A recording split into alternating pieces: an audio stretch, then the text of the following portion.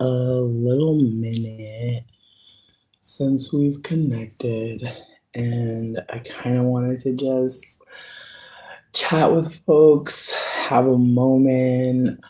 Um, been just trying to not feel so isolated, um, despite the fact that I am isolating. Um, but yeah, I'm definitely trying to just check in with y'all, see how folks are doing. I'm also trying to, you know, take care of me. Irrelevant Aaron, you're so cute. How are you? I hope you're doing well. But yeah, no, I wanted to just check in with y'all, see how folks are doing.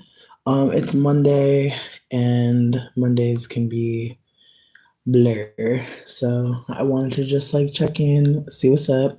Hey Mish, I hope you're doing well. I am doing okay. I went to go drop off a care package to a friend who was sick, and I made the fucking mistake. Like I wanted to go in her house so bad because it was a big ass bag, and I like didn't want to leave it on the porch. I was worried it was gonna rip on her, and I definitely got sick. So that's what I'm kind of dealing with. And it's one of those sicknesses where like you don't feel bad, you just feel kind of like silly mentally, and then one of your nostrils is just not available. And I'm gonna be real with you, she's so worth it. I love her.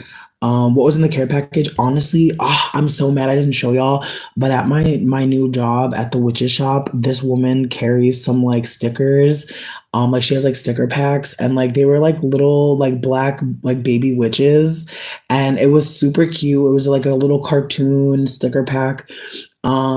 Also Dane found these like candy bars that were like red milk chocolate or rose milk chocolate. I can't remember, but there were three of them, and so I was like, I hope that she enjoys this. We also had some gummy bears. Also Dane stole some butter from his job, and so I wanted to just make sure that if they wanted to cook something, because they asked me to bring them some like vegetables, and I was like, honestly, that's such a broad thing. Like someone asking for vegetables, like I got kind of shook in the aisle because I was just like, hmm. But she said it worked out. Like I think I got like this medley of like broccoli, cauliflower, and like red pepper. She fucked with it. I also had like baked some Alfredo just on a whim. I was just like, you know what? I made a lot of Alfredo. I'm gonna bake some of this shit just to see. And then me and Dane ended up eating other things. And then we just had so much of it. So I put that in there. And she's so fucking cute. Like she was like, bitch, she's like, you put so much into this. And I was like, honestly, like I was like, bitch, it's not every day that you make a friend at a job. And then it's also really not every day that like the job be firing you. Like it's not every day that the job fires you and the bitch that's cool. Like it's just very rare. Like I just feel like even me and her talking after I got fired, it was kind of like, damn, she really fucks with me. So it's like it just felt like I just felt grateful that she even thought to even like tell me what she was really going through. Cause like at the end of the day, I feel like I talked about like in a live a while ago about how like me and her had a conflict because like I'm thinking we having a party.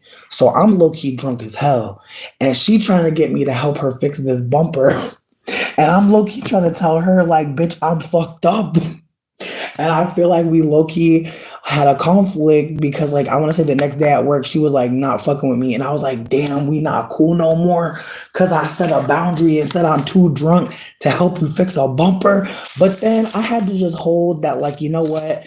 What the real conflict was that what I decided in the end was that because we did talk at some point about it. But what I decided for myself was that just because I was drunk and I wanted to have a day party does not mean that we explicitly said what all we were gonna do. We were just linking up. So her coming over with her situation, me already being drunk, it was a recipe for disaster. And so I don't want to base our whole friendship off this one moment. And I feel like after me and her had like like it was like the next day at work, she like did not fuck with me. She did not talk to me all day. And I was like, that's crazy as hell. And so me and her spoke after that. And I feel like I was heard, she was heard, and that was cute. But then there was another moment where again, like there were just, things at work happening and it just became clear like, bitch, as much as that moment where, I was drunk as hell and I was thinking we was going to party and like, it just became clear like that's not that deep. What's deep is these Caucasians acting a fool. Let's focus upon that. And again, I feel like her even telling me that she's not feeling well, she could have totally been like, why would I tell this bitch? It just felt good to have a friend to even bring a care package to. Like, it feels good to just fucking check in on your friends, honestly. And like this weekend, I also helped my friends that are moving, move their house. Bitch, not about to cry again. That's also why I've been coming here because I've been crying for like days. Literally, like I cannot get through a conversation without just fucking bursting out crying. Like I am, oof. Whew. But yeah, no, I helped my friends move I helped them like move out of their mama house. And it was a funny ass moment, but it was just like, damn, it really hit me like they're really leaving. But then I also had to hold like the intimacy of like helping someone like move out of somewhere. Like that's not like not everyone can be trusted, bitch. Like not everyone can be trusted. Like we was really moving a lot of shit, and it was funny as hell because at one point I feel like people were getting high as hell, and one of the new people that I met, their name is Phoebe. She's cool as fuck, but we just had a very interesting car ride because she was just getting her DJ on and she was putting me on some good ass music, and it was just a cute moment. But then she said something, and I corrected her, and I could tell she was kind of mad. I'm not about to go into it too deep, but like she was basically trying to tell me that like most black people in America have the same experience, like or have the same history of enslavement. And I was trying to correct her and be like, there are foreign black people here. There are black people who are like not whose family have not been enslaved. And I was trying to explain that to her, but she was just like trying to make a point about something else. But it was awkward because I feel like in her not hearing me, she didn't realize, bitch, I'm giving you information so you can't make your point. And it was awkward because it's like, damn, you are young as fuck to be bulldozing me right now. But my God, like we'll hopefully come back to it because at another point she was telling me that she has information on how to like figure out if a car is fucked up. Like I watched her inspect multiple cars, and she was talking about how she wants to start a program where she like fixes cars and like sells them to queer people for like $1,000. And I was like, bitch, that's smart as fuck. So for anybody out there in the Michigan area nearby, even if you're not in Michigan, people go out of state for cars. If you need a car, like hit me up because like I know a white trans bitch that's trying to figure it out. Like she's trying to fucking do something, and like who knows like what can happen. But I just know that like I saw her in action. She was killing it. But again, there was definitely a moment where I was trying to like, let her know some more information, and she was kind of just like, I'm on a tear right now, which is fine. She wanted to talk. But does she want to listen? To be seen, bitch. Honestly, to be seen. I do not think that like we've had enough conversation for me to know her all like that. But I know that she's cool with the people I fuck with the most. And I feel like when I told her what was happening with like white people being fucking demonic, she was like, "Oh, I feel you." Because I feel like at first she was like, yeah, they're moving, but we should be happy for them. And I'm just looking at her like, sweetie, it's actually perfectly fine for me to be sad. Like, please get off me. Like, I really like nothing annoys me more than people trying to be like, "Why are you crying, bitch? Why aren't you crying? It's free." Like. Why aren't you expressing your emotions? Do you want to talk about that? Probably fucking not, right? So leave me the fuck alone. Like people be really trying to figure out like why you're expressing, sweetie, because I am alive. Like, like motherfuckers be thinking a flower bloom just because, sweetie, that's an expression as well. When the river motherfucking crests over when the river swells, bitch. When the river leaves its bank, ho, like that's an expression as well. Do we know why? Fuck no. We'll never understand the river. Probably, it speaks in a way we don't understand. There may be some water people that fuck with it like that. I don't know. I'm not trying to like make it seem like you don't exist. I'm just saying, like, just like we can't always understand why anything does anything. Like sometimes it's unknowable. But I'm gonna read the chat. I just been talking. What's up? Oh my god, everybody's in here. Hey friends. I'm crying at Jake. What up, Taylor? You know what? Here's the thing. She was boiling water in a pot at my house, and I'm drunk as fuck, thinking we're just gonna get drunk. And so, in reality, I think it's perfectly fine to be like, sweetie, I thought we was about to be drinking. Why are we boiling water? I think it's okay to say some shit like that. The way I came at it was like, sweets. I was like, we kind of just met. We just met. Like this is a first hangout, and you called me from the highway like, I gotta fix this bumper. And I'm thinking to myself, dang, like, how am I involved in this? Again, in retrospect, I was really trying to hold that like we're acquaintances. And don't get me wrong, it's within my rights to be like, I don't want to do this thing, which is what I said. But lowest of keys, what I also said was, bitch, if a man if you would have told me like what the nature of the work was, I would have asked a man to do it so we wouldn't have to do it. Like that's my mindset. And I don't care how anybody feels about that. I will always ask a man to do it. Absolutely. I have no problem with that. I will use patriarchy at my discretion. If a man will do it for free or for some weed, absolutely I will do that. But me asking another femme for her labor, I personally would rather not. I'd rather not bother her. But again, I feel like her needing support is valid. It's not like she like came over there knowing that had happened. It happened as she was getting to me. So I think it was also like a timing thing. It's like I could understand in retrospect me being annoyed if she had like told me that, like, and I knew, and then I was like annoyed, but at the same time, I think I was annoyed and I was like saying things that felt kind of to her like, damn, like we're not cool enough for me to tell you about or for me to ask your help for something. And it's like, no, we're cool enough for you to ask my help. I'm just like, sweets, I know nothing about this. And like, you're asking me to boil water and pour it on a car, like at my house, like where my neighbors can see me, sweetie. I'm drunk as fuck. Last thing I need is to get boiled alive. Last thing I need. Like, that's all I kept thinking with my drunk ass. Like, I was like, bitch, if that water boils me, I'm gonna leave. And it's gonna be crazier than right now what I'm doing. Right now, I'm trying to tell you, let's not. If we do it and something happens to me, I'm gonna fake my death. And then what? You know what I mean? I'm not gonna get up until you leave. And I don't want it to come to that. Like I'm at that point with shit. It's like, listen, if it starts getting crazy, people try to you know, bully me into something, I'm just going to pretend like I died. And then it's like, it's up to you what you want to do next. I don't care. But if it gets crazy, I'm going to just walk off. But I'm not going to do too much. Triple A mommy, hey, hope you're doing well. No, she's a bad bitch. Here's the thing. She was trying to like talk about like, I think she was talking about Canada. She was talking about how in Canada there are black folk out there who have like a different experience than black folks in America. I think she was trying to make a comparison about black Canadians in a particular way. I'm gonna be real with you. I do not remember all what the convo was about. I think she talked about living in Canada briefly.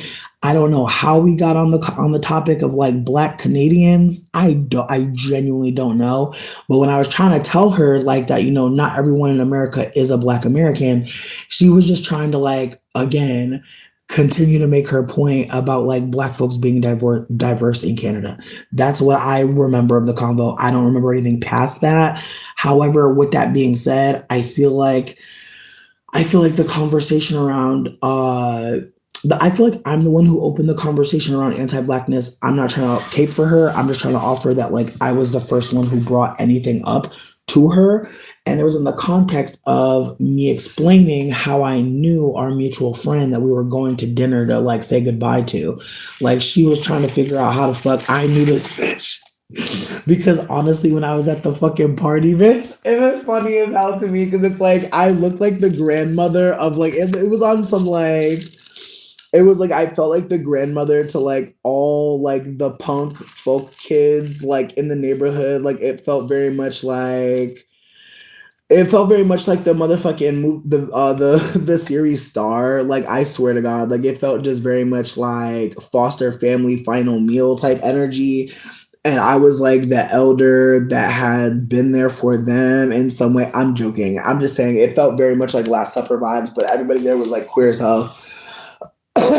Excuse me. And like there was a lamb. I told y'all there was a roast beast. It was just very adorable. But like I was absolutely the oldest person there. And like while I was grateful to be there, I did feel like when I was there was an energy of like I don't know. Like there were some people who actively did not want to like talk to me, and there were some people that were just like actively like, "Oh, hello. Like I'm happy we're finally meeting. I've heard about you." And so that was slightly awkward only because like I don't expect everybody to like want to talk to me, but like I don't know. I just feel like at like a dinner party of like 12 people, you kind of expect for everyone to like at least say hello, my name is. But again, am I tripping about it? No. I just wanted to like put that out there that like that wasn't. But anyways, like I said, like this person I don't know how we ended up on that conversation around like identity and things of that nature. And if there's any Black Canadians here that want to talk about their experience, or like Canadians like again, I feel like I'm not even sure if people in Canada are calling themselves Black Canadians. I'm not sure if that's even the colloquial term. So forgive me if I'm being ignorant. I genuinely don't know how the fuck we got up over here, bitch. But I'm willing to change the topic for real. Um, Cool Beans, I feel like it was very much like her trying to explain like the perhaps again like all Black Americans are experiencing the reality of having the historical knowledge of chattel enslavement, like that knowledge that you are a part of it is not, or your people were a part of it unfolding upon you, your legacies unfolding upon you and still unfolding. And again, there are foreign Black or foreign folks who have African descent, who are deep dark skin, who feel as if like once they come to America, they're a part of the project unfolding upon them. And again, I'm not trying to debate that. I genuinely do think though that like when you know where your people are coming from, or rather when you can trace back and back and back, people don't realize that like when you're doing your ancestry, like for foundational Black Americans, there are a lot of like stops, there are a lot of blocks, and that's because of chattel slavery. And so with that being said, like people don't realize the privilege of being able to go into your history, your lineage, and have these not just written documents, not just photographs, but actual tangible uh, history, cultural significance in a particular way. Not to say that Black Americans don't have that. It is to say that, like, because of the event of chattel slavery, that is what makes it so imperative that non-foundational non-Black Americans are aware that, like, there is privilege in that. And again, I'm not trying to say that I know every fucking thing. I know nothing. But what I'm trying to offer is that this person did kind of like push back on me, and then we did go back to it, and like they did hear me out, but I'll say that at first, like the very first moment that they heard that, it was kind of like wet. And again, I don't purport to know the point of it.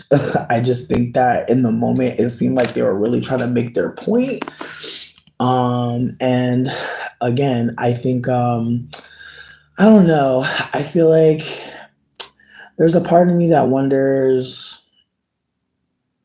you know, I don't know. There's just I don't know. How do I say this? There's times where like white people will behave in a way where I really wonder, like, is this how you want to be, or is this how you think you have to be? And again, I have to hold that like there are trans women who really are expecting someone to beat their ass. Like they're really expecting someone to hurt them. And so there's a part of me that wonders like if I was maybe misreading the moment, but I feel like at the same time, I think that's like I think that's how whiteness operates is like by being quite confusing and also like being quite direct in its desire to like do what it's gonna do. And so I think that's also part of this is that like I was surprised that she felt so comfortable, like kind of just like begrudgingly waiting for me to like make my response versus like being like, oh, But again, how people take in new information does tell us a lot because sometimes you hear something and you'll really not be ready to hear it. And the way you react may be something in retrospect, you're like, damn, I wish I would have just held this new information. She may be reflecting at this point. I don't fucking know. But I'm hoping that at some point we can talk about it because I feel like that's where I'm at. Like I feel like I'm down to like again like reach out to her at a later date, especially when like I know I'm gonna see her like now that we're kind of like now that I know she lives like 5 minutes away from me. I bet you I'm gonna see her like shit. But I definitely do feel like it's worthy to interact with her because again, it's not just that moment that's sticking out in my head. I feel like there are so many more moments where I feel like I think she was definitely trying to open up to me, but and I think that's another layer to this is that like, whiteness it is a dehumanizing event, and so there are white people that want to do more things, say more things, be existing in fuller ways. They do, but are they allowing themselves? Like as much as folks talk about the internal colonizer, what do you do when you are the colonizer? What do you do when it's not just internal, it's external? What do you do when it's reflecting you? I'm not necessarily saying that this is work anybody black should give a fuck about. Not at all. But I do know that there are some folks who are sitting with like race as a project. And again, for people that are wanting to hear about this from a more research point, there's a video called Anti-Whiteness by Falasi Noor. And I'm gonna drop it in the comment section if you watch this video late, but it's Lossynoir. My God, the content delish. If you have the coins, their Patreon is definitely amazing. I've only heard about it, bitch. I can't afford that right now. I can't. But I be liking and commenting and subscribing. You feel what I'm saying? And I be sharing. You know what I mean? I be plugging. I be promoting. I'm doing promos. But with that being said, I from what I've heard and from like the content that like isn't on the channel, because again there's only 4 videos on the channel, but they're masterpieces, they are works of art. The penetrated male, that's I definitely want to do a screening of that at some point. I don't know when the fuck, but when I get that projector screen, bitch, I'm trying to do it outside, bitch. Like Lois the keys. I'm trying to think about like YouTube as a way to like I'm trying to think about how like having the access to like be heard is one thing, having the access to be seen is another. Like podcasts are amazing, we love listening to things, we love an audiobook, but being able to take a camera lens and show someone a part of the world that you're existing in, or even being able to see a world unfolding in a particular way and use your lens to capture it, but also being able to cultivate experiences online where people can come together and watch something and perhaps be challenged in what the fuck they've been thinking. Because again, when black queer people have the camera, we're seeing different things. We're not necessarily seeing what white people are telling us that we must see. And I feel like that's a whole nother conversation because I feel like Tyler Perry just admitted that he never reads the comments. He never cares about reviews. And it's like, but Tyler, who would you be if you did? And again, he owes us really nothing. Like, or rather, I'll say this: I feel like he owes Black women an apology and, like, just money offered to, like, many Black creatives. Because again, in his hands, there are many Black women who feel like he's been unprotective. And so for him to not be listening to reviews or paying attention to comments, it's kind of strange because I feel like I've watched reviews. I've watched reviews of that were meant for him. Like, isn't that strange that so many of us know exactly what the critiques are because we've been listening? And again, for him to be creating on this large scale and to be like, I don't give a fuck what you say, weird, but that's how he living, that's where he at. um Taylor, I appreciate you for saying that because I'm just of the mindset that if a man could do it, why won't we ask him? Like, who knows? He may be willing to offer his labor and time in a way that can really benefit us. I really want us to think about stuff like that. There is lots of men who will just lurk around, just be hanging around. They could pick something up. They could they could do something to help. My God, haven't we suffered enough? Like that's how I think. But again, I think that I'll just say this. I feel like boyfriends work for you. That's how I feel. Not on some sprinkle sprinkle, just on some like my God, like I just feel like the more I think about it, like when you're in a relationship on some monogamous shit, you do so much labor and it doesn't matter if like they're showing up financially and emotionally. Those things are great, but they're also so fucking basic. Again, like when it comes down to it, being in a relationship with a man can result in you losing your goddamn life. Like I feel like I've been really thinking more critically about it and it's like wow, like it's very much there's layers to this, but I'm gonna keep going. I'm gonna go get my charger. Let's do a wellness break. If anybody needs to use the bathroom, get some water. We're 25 minutes in, and so I have no desire on when to stop or when to like come back again in terms of like certain topics. But when I come back, I'm hoping that we can keep on going with the commentary or the chat because the chat's been great. Thank y'all so much for just responding and sharing your thoughts. Also, I don't know if anybody wants to talk about trigger warning Jay-Z. I'm not sure if anybody's heard the breaking news. I'm not sure if anybody's aware that he put out a statement. I'm not sure if anybody's aware that Mama Tina is liking posts. But I did want to bring that up because it is creepy. But people have been saying that Beyonce's been gearing up for something because the prices of some of the merchandise has been kind of overwhelming for her fan base. So, with that being said, I'm gonna go take my wellness break, aka go get a charger. But let's just say 5 minutes, okay?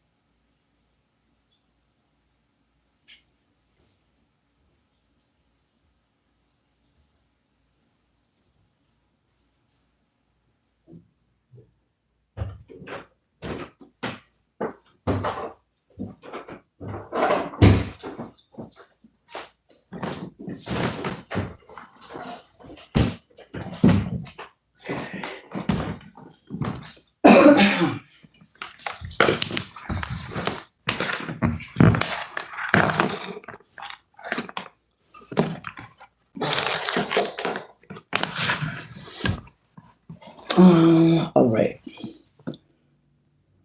All right, you said that's not true because I'm in a support group for Canadian Black women, and they have the same problems. Interesting. Now, my question is this: like, again, Ren, feel free to share if you have it. If you're not, if you don't have it, or if you want to drop me a link, I would appreciate that. My DMs are open, obviously, always. But I'm wondering, like, is it a similar situation in that, like, there are Black Canadians that feel like their experience with chattel enslavement, or rather their legacy, their ancestors going through that, is part of them being a part of a certain type of Black Canadian experience, and therefore foreign Black folks, or foreign folks who are also Black or who are deep dark skinned coming to Canada, is that shifting the landscape? Like, is that, I'm just trying to hold it in context, because again, there, as I said, like, there's a difference between like your family immigrating here and like your family being brought here over 400 years ago. Like, there's a difference in that experience. And again, holding that, like, there are some people who are bi ethnic and like have this experience through one half of their family and not in another, and like them holding themselves as Black folk and then also holding themselves as bi ethnic folk at the same time. Like, there's layers to this conversation, so I don't want to purport to say that I know every damn thing. I don't know a damn thing. I'm just trying to talk. um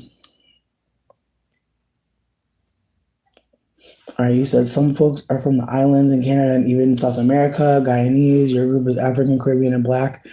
Okay, heard you. First gen Black Canadian here. My family's Jamaican. I wish I had more info on where my ancestors were from, but from what I've been told, they're from Ghana. Interesting. Carrie, thank you for sharing. Ren, thank you for sharing. Max, hey. Triple A Mommy, how you're doing? A, what up, what up, what up? Didn't read his statement, but heard he made one. Yep. Not Miss Tina. Yep. Surprised he put out a statement. They usually don't comment on nothing. Ooh, you not wrong, Precious. The statement was so aggressive too. As boom, it was. And it was. And also, why are you talking about it's a tragedy for your children, your daughters, to have to see this allegation? Sweetie, that should not be the focus at the moment. That's something you think about over some cognac at 4 a.m. Like, that's something you talk about with Beyonce.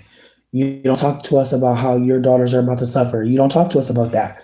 We were told that you were, sexually assaulting a child. Like, you don't tell us about your children. That is so strange. Like, he is weird as fuck for that. I don't think that he talked to the team before he even responded. I don't think the team would even advise him to speak so quickly. I really feel like he did an emotional response, and that's why it's about to be bonk, bonk. But I feel like that's part of it too. Like, I really do think that, like, the way that it rolled out and the way that he's rolling out, it's giving it's giving clean house. It's giving let's clean house. B knew the ride wouldn't last forever. She don't want what she don't want. She know what she has to do for the children. She's doing what she has to do for the children. Heard you. When you get back, for Harriet is live talking about Jay-Z's lawsuit. He was named with Diddy. Ooh. Ren, thank you. Honestly, if folks feel comfortable to or want to watch a live about this unfolding, it does involve CP. Unfortunately, it does involve PDF files. So if folks are wanting to, I do suggest people go check out For Harriet, because it really is someone who's always like pretty on top of these things with the facts. And then Adrian, as much as I watch Adrian mostly to laugh, I know that he'll hold this a little more seriously, or at least I'm hoping so. Because again, I really love Adrian's content, but I do think that this is one of those topics that's not funny at all. Like, there's no way to make a joke at all. There's no joke here. And so with that being said, like, I think, I don't know, even like when it rolled out, when the news was broke, somebody on the news had called Jay-Z Jay-Zoo, and people were laughing. And I'm just like, okay, so no, you know what I mean? Because my thing is this, like, I just feel like right now, not even I feel, that is anti-blackness. There's nothing funny about that. Let's stick to like the topic. Like, again, in the midst of like a Black person causing harm, here comes some people popping out with just random anti-blackness, as if that's ever necessary. But it's just kind of like, what is the point of this right now?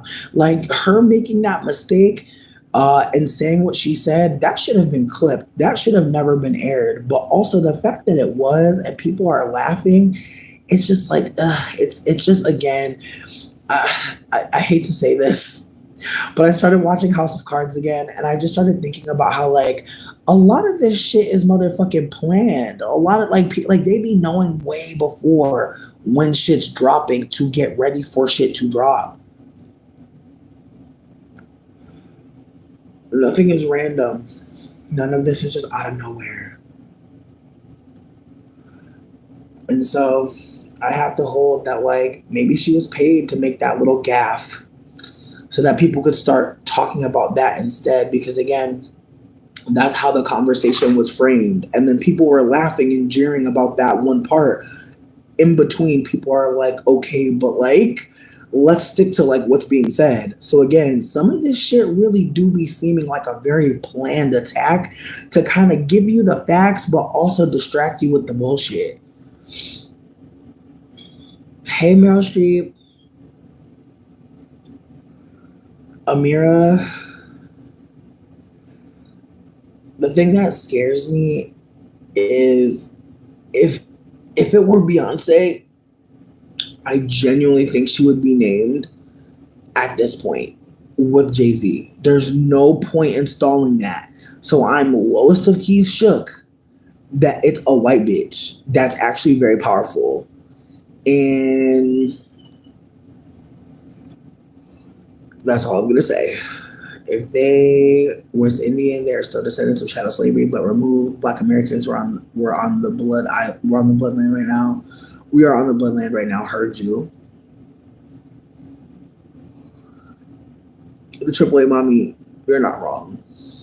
You're not wrong. Parenthood Shield really is a thing. Thank you for saying that, by the way, because I've never heard someone say it that succinctly. Like, I really am grateful because it makes me think of that person, Isis, that went viral recently. Like, her being a mother. You know what? And you know what? Thank you for saying that again, because I was rewatching the video I made about Isis. And I just put her into a longer format video. I was not about to focus on her too much because obviously she's an energy vampire. Like, she clearly trying to harvest energy. Let's be real.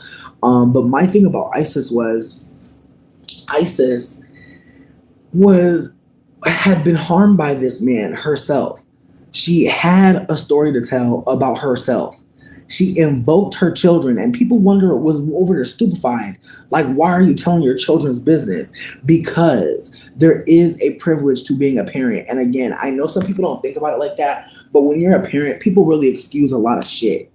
When you have kids, people really think it's okay for you to do certain things. When you don't have kids, it's very different. And again, I'm not trying to offer that like being child free is not a privilege in some ways, because I think when you're child free, you know that you are privileged in some way. Like when you buy up the fruit snacks and you eat them all, the whole box for yourself, you're aware that was you and that box of fruit snacks one-on-one. There was no baby to steal them from you. How beautiful. Even the idea of being pregnant terrifies me.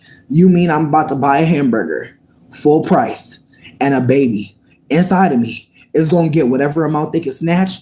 I don't like those odds. That sounds scary. On top of that, they're literally using all my food to grow themselves. That seems a lot. I'm not saying that I need to have a baby. I'm just saying that for the people out there that are having one, my God, what an investment. Because again, every meal, that baby could hate shrimp, and now you can't eat shrimp for months? What a toss-up. I can't imagine. Like, y'all are really doing it out here. If you're a parent, I admire you. Like, you are really selfless because, again, any juice boxes you buy, they're gone. Shit. And let your baby say they're hungry. And you know you done fed their ass. Like, again, kids will say a lot of things. They're learning language. They're learning how to, like, get their needs met. And so you'll be out here looking crazy with your baby. Who knows what your baby gonna say? No, thank you. No shade to any parents out there, but just trying to get back on topic that, like, Isis brought up her children for a fucking reason. She wanted people to know, I'm a mother. You know, she's not just a woman that's disposable that can just get played out by her husband. She's also a mother. Again, when you have children, they can really be weaponized in a particular way. And again, I don't want to take it out too far, but I don't know if anybody cares about House of Cards. I'm not saying it's a great show. I feel like the first 2 seasons, though, chef's fucking kiss. I personally feel like if you cannot afford to get sucked into a show for 3 plus hours, I would not fucking try it. I would wait till the weekend, bitch, honestly. Because again, when you watch it, it will really make you start thinking a little bit more critically about what's going on right now, personally. Because I'm really sitting here remembering that this is all a performance, it's all staged. Even the White House is not a real fucking house. So I have to remember that like the performance of whiteness, the performance of like white people pretending like this is a viable country, that they didn't steal this shit. Like, you know what I mean? Just like all the ways that like there's performance happening upon performance happening.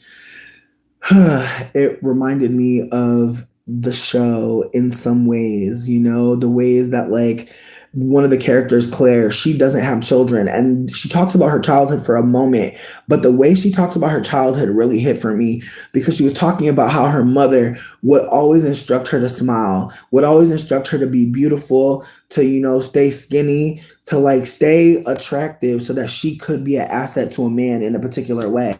She knew that her childhood, her mother, and her instructions would be what she needed to use to make her mother happy. And still, her mother was never happy. Her mother didn't really love her. She was an object. And the ways that, again, when you are aware that like you are an object to your parent, you're aware that like you're, you know, you exist for a few functions, but outside of that, they really could care the fuck less. What up, Nini? That is a very traumatic experience. And some people don't really understand that. Like, some people really think, like, you know, that the only way you can go through harm as a child is get beat or assaulted actually. And there's a lot of things in between that can happen to children to like make them actually dissociate from like reality, could really make them run away from home, could make them decide that, you know, they don't want to be here anymore. And again, a lot of these things are hinging on white supremacy, domination, and just the control of people who are not men.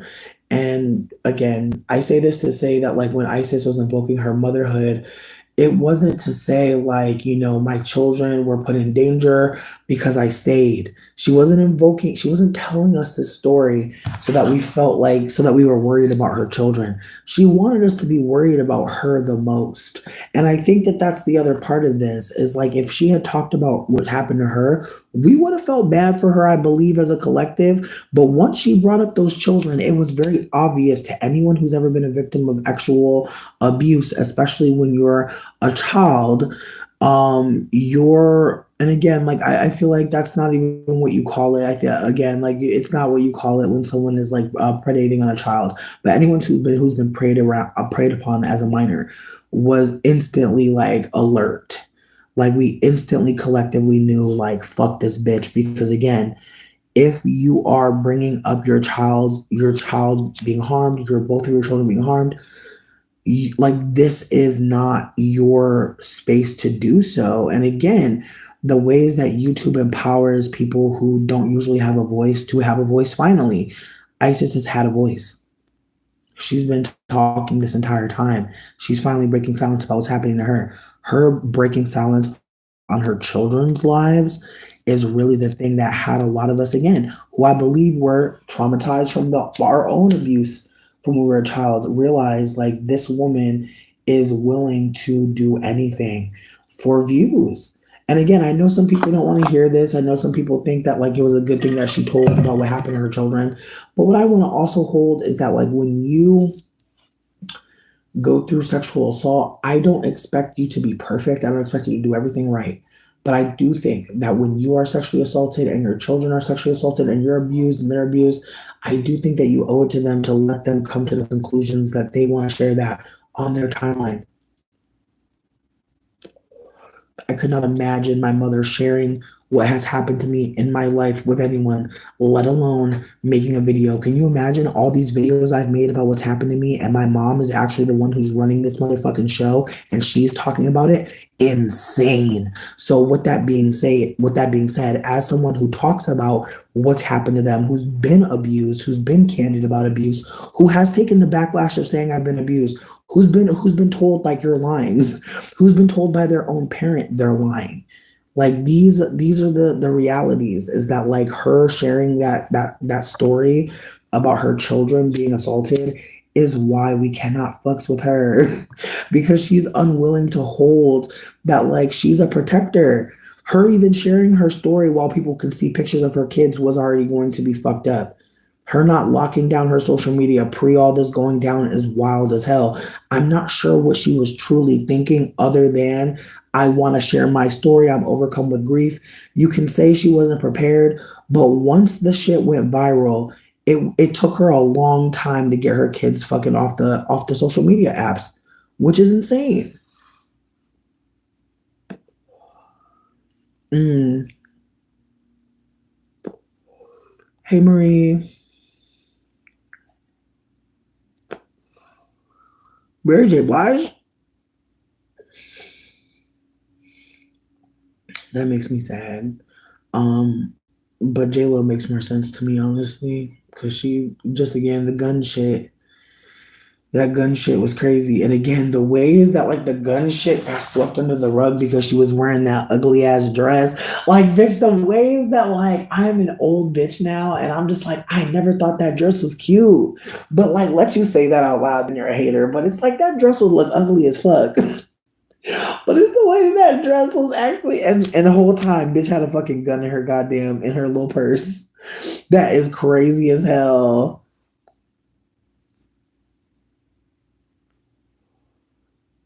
Hey Nima, a bitch wait. Marie, talk about it.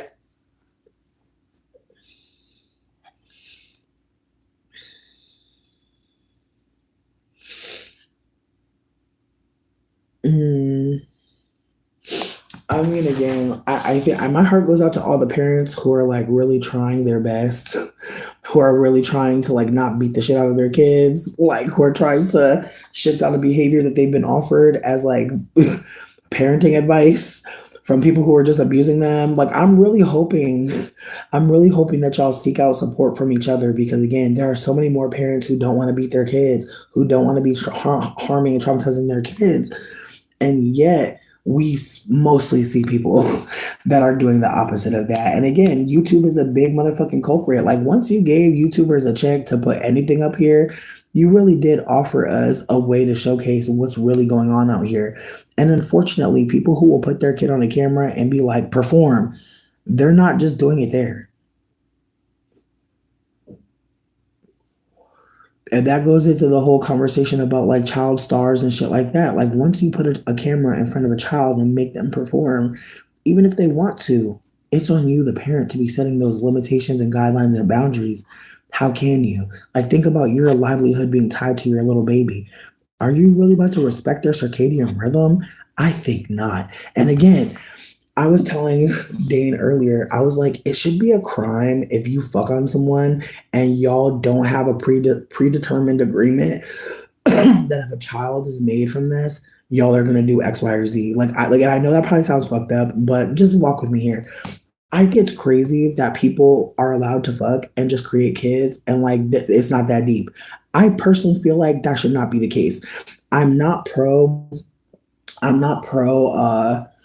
I'm not pro life. Like I definitely am pro abortion, but I'm also like pro like let's just keep it a buck. Like if y'all are just fucking like that's totally fine. Like but let's not involve a baby because I literally was telling Dane that I'm anti-natalist in that like I think it's fucked. I like I and listen, trigger warning for anyone who's like not ready to hear about like anti-natalism. Feel free to click on out.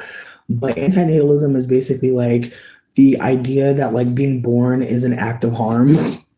That like being born is something you can never consent to and yet you are on the hook for your everything, and that like if you don't have the right scaffolding or family support system, that like someone actually creating you can actually put you in so much harm's way, and yet it's allowed. People are allowed to have children and just not give a fuck about them, and even when the state intervenes, the state does just enough to not have you die. Ask me how I know.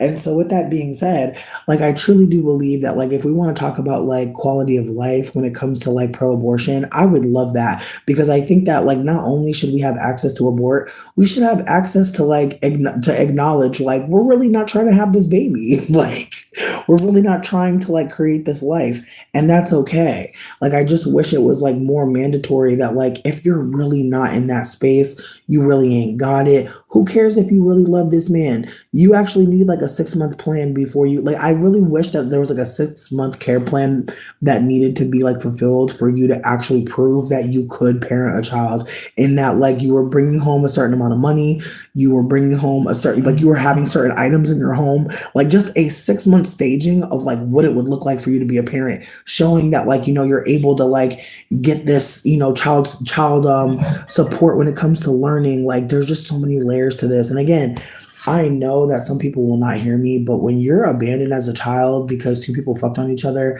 and like they don't really give a fuck about what's happening next, that shit's kind of a lot. It's actually a lot to have to exist in that reality that like two people fucked and like it didn't really matter that much. And then on top of that, they don't care about you to the point where your life is actually being helped by being here. You're actually being sabotaged all the time because again, our world really does set it up to where unless you have two parents, you don't really have the financial support to do a lot of things. And then on top of that, when you have a single parent, the incestuousness of that, like I'm really sitting with so many layers to this conversation. So please give me a moment to cook. When you only have one parent, the ways that that parent actually needs your help, like the ways that like when your parent it has no support to raise you, you actually must support them, and it's so fucking under communicated about that like when you don't have access to a two parent household, you actually are being set back, and it's rare that that parent can really be as selfless as you may want them to be. Not saying that like any one individual owes you selflessness, but for our single parents, the idea that like they could give you all that you need, it's not realistic, and the state is not supportive. And then on top of it, your other parent is just out here. I'm just speaking from my own experience. I know not everybody's going to agree, and that's fine. But some of us really are suffering simply because we were born with no intention.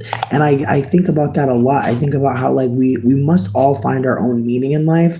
But for some of us, we really have to do a lot more digging on what the fuck that could be. Because again, when you're not celebrated for just being here, like think about how like some of you have like maybe nieces, nephews, and you couldn't imagine saying something terrible to them. You couldn't imagine some of the things that were maybe said to you or upheld for you, doing that to them. You couldn't imagine it. And again, I'm not saying that it's because you were abused or harmed. I'm saying it's because you probably are very aware that like they're new here. There's so much possibility. Like you're not trying to project onto them what maybe is projected upon you. And maybe it's because you've experienced it firsthand that you're so deeply connected to that truth. But also the reality that like like some people are parenting or living from an experience of like I learned and I want to help so you don't have to. And again, like I don't know where the fuck I'm going at this point. But I was basically trying to just get to a point where I was going in about like parents are in need of support, but they're not getting enough of it. And like to be born out here and know, like in retrospect, like how could my parent have supported me enough? Where was her support? And then also having empathy for her, but also knowing that like that was her choice as well. Like to go through with having you. And then also like the ways that like birth control was perhaps more expensive, or the way that I know for me, like when I was introduced to birth control, they told me I could take a depot shot. Then I found out a lot of girlies' teeth was falling out and shit. And I was like, damn, it was fucking me up. But they told me about it and I was happy to take it because personally I was fucking somebody who I was like dating long term, and I was like, fuck it. Like I'd rather be safe than sorry. But in retrospect, it's just the ways that like we're expected as like non-men to like, modify our bodies like to for their pleasure, for their safety, but also ultimately for the reality that like, we're not ready. And so I knew I was not ready to have a child, which is why I made sure to have birth control for as long as I did. But also I was addicted to not having a period. I want to just be super candid that not having a period for multiple years, oh wow. I just feel like there's just a part of me that knows on some agender shit that part of my annoyance with being a non-man is that like there's just times in life like when your period comes, or again just like other like hot flashes, all types of shit that be happening to you because you are assigned female at birth, right? And so for me to be able to delete one of the main annoying things to me was honestly on some like trans joy, because it's like, yeah, no, I definitely don't necessarily want a penis full time, catch. But with that being said, I don't want to be bleeding. That's not a feature that I'd like for my vagina, please. And so with that also being said, the ways that like we're not necessarily able to protect ourselves in certain ways from patriarchy. Like we're not always able to say, you know, I don't want to suffer like this or that. And again, this is not me saying that like everyone sees their period as suffering, but for me, I definitely do. And I definitely think that like our world does not accommodate the suffering that is menses. And I remember like that last job I was working, I told them like when I was supposed to come in for an interview, I was like, you know, I got my period and I'm feeling like shit. I was like, I really need to lay down. And their energy was like, bitch, do what you gotta do. And I was like, damn, like that's amazing. Like that's like I just was telling myself, like, if they try to shit on me for like like telling them the truth, I'm not gonna fucking work there. And that was a different climate. You feel me? That was before Trump. That was before Trump was elected. You feel me? Before the jobs was bugging out, bitch. I don't know about you, but Amazon's been emailing me bad, bad. They're like, "We need your help. We need your help. $13 an hour." And I was like, "No, thank you." But like, damn, not $13 an hour to be delivering Christmas presents, bitch. Like, I swear, some of y'all not about to get y'all gifts this year. The way they said $13 an hour. Oh yeah, no, people definitely getting robbed. Like it's really tragic. Like I seen somebody like get robbed by their fucking their UPS driver. They stole an Apple Watch and threw the they threw the trash away in the neighbor trash. And I'm like, not you tried to get the neighbor caught out too? Like people could get shot out here for that. And like the man was like, luckily I got a ring camera and I got everything on camera. And I'm just like, bitch, but like for the hoes that don't got a ring camera, like, girly, it's really crazy out here. Like, the motherfuckers will deliver it, take a picture, and really take your shit. Like, he really took the picture and then picked it up. I was shook. I was like, wow, like, what a good heart. Let me see. You said, ooh, the chat is popping. I appreciate y'all. Ooh, I'm glad someone asked about the CEO, honestly. You said A Mother with Zero Sense though. Those first couple of seasons are so good. As Bloom, you're not wrong. Ren, that point on another episode of it is a look or is she just skinny? Nima. True. True, true, true. Like is it really fashion or is she just gaunt? Um your mind goes straight to Tyla, LOL. Hey sis, I'm curious about your thoughts on the United Health CEO assassination. Tatiana Fangirl, you're adorable. I live for you. The United Health CEO assassination, I'm gonna be so fucking for real. I have seen a lot of takes on this, and you know, maybe in my edgier era, I'd be like, yeah, kill that man. Yeah. But I'm in my era of trying to think in the future. You know what I mean? I'm really trying to see it for us. I'm really trying to see it for our society, not how it's going. You know what I mean? I'm trying to see beyond all of this a bit and look into the things that could unfold. And the CEO assassination situation with United Health is multi-layered because as someone who's been undocumented for almost a decade, like I'm aware that you can do a lot of shit without an ID. I'm very aware at this point the things you can do without having like identification.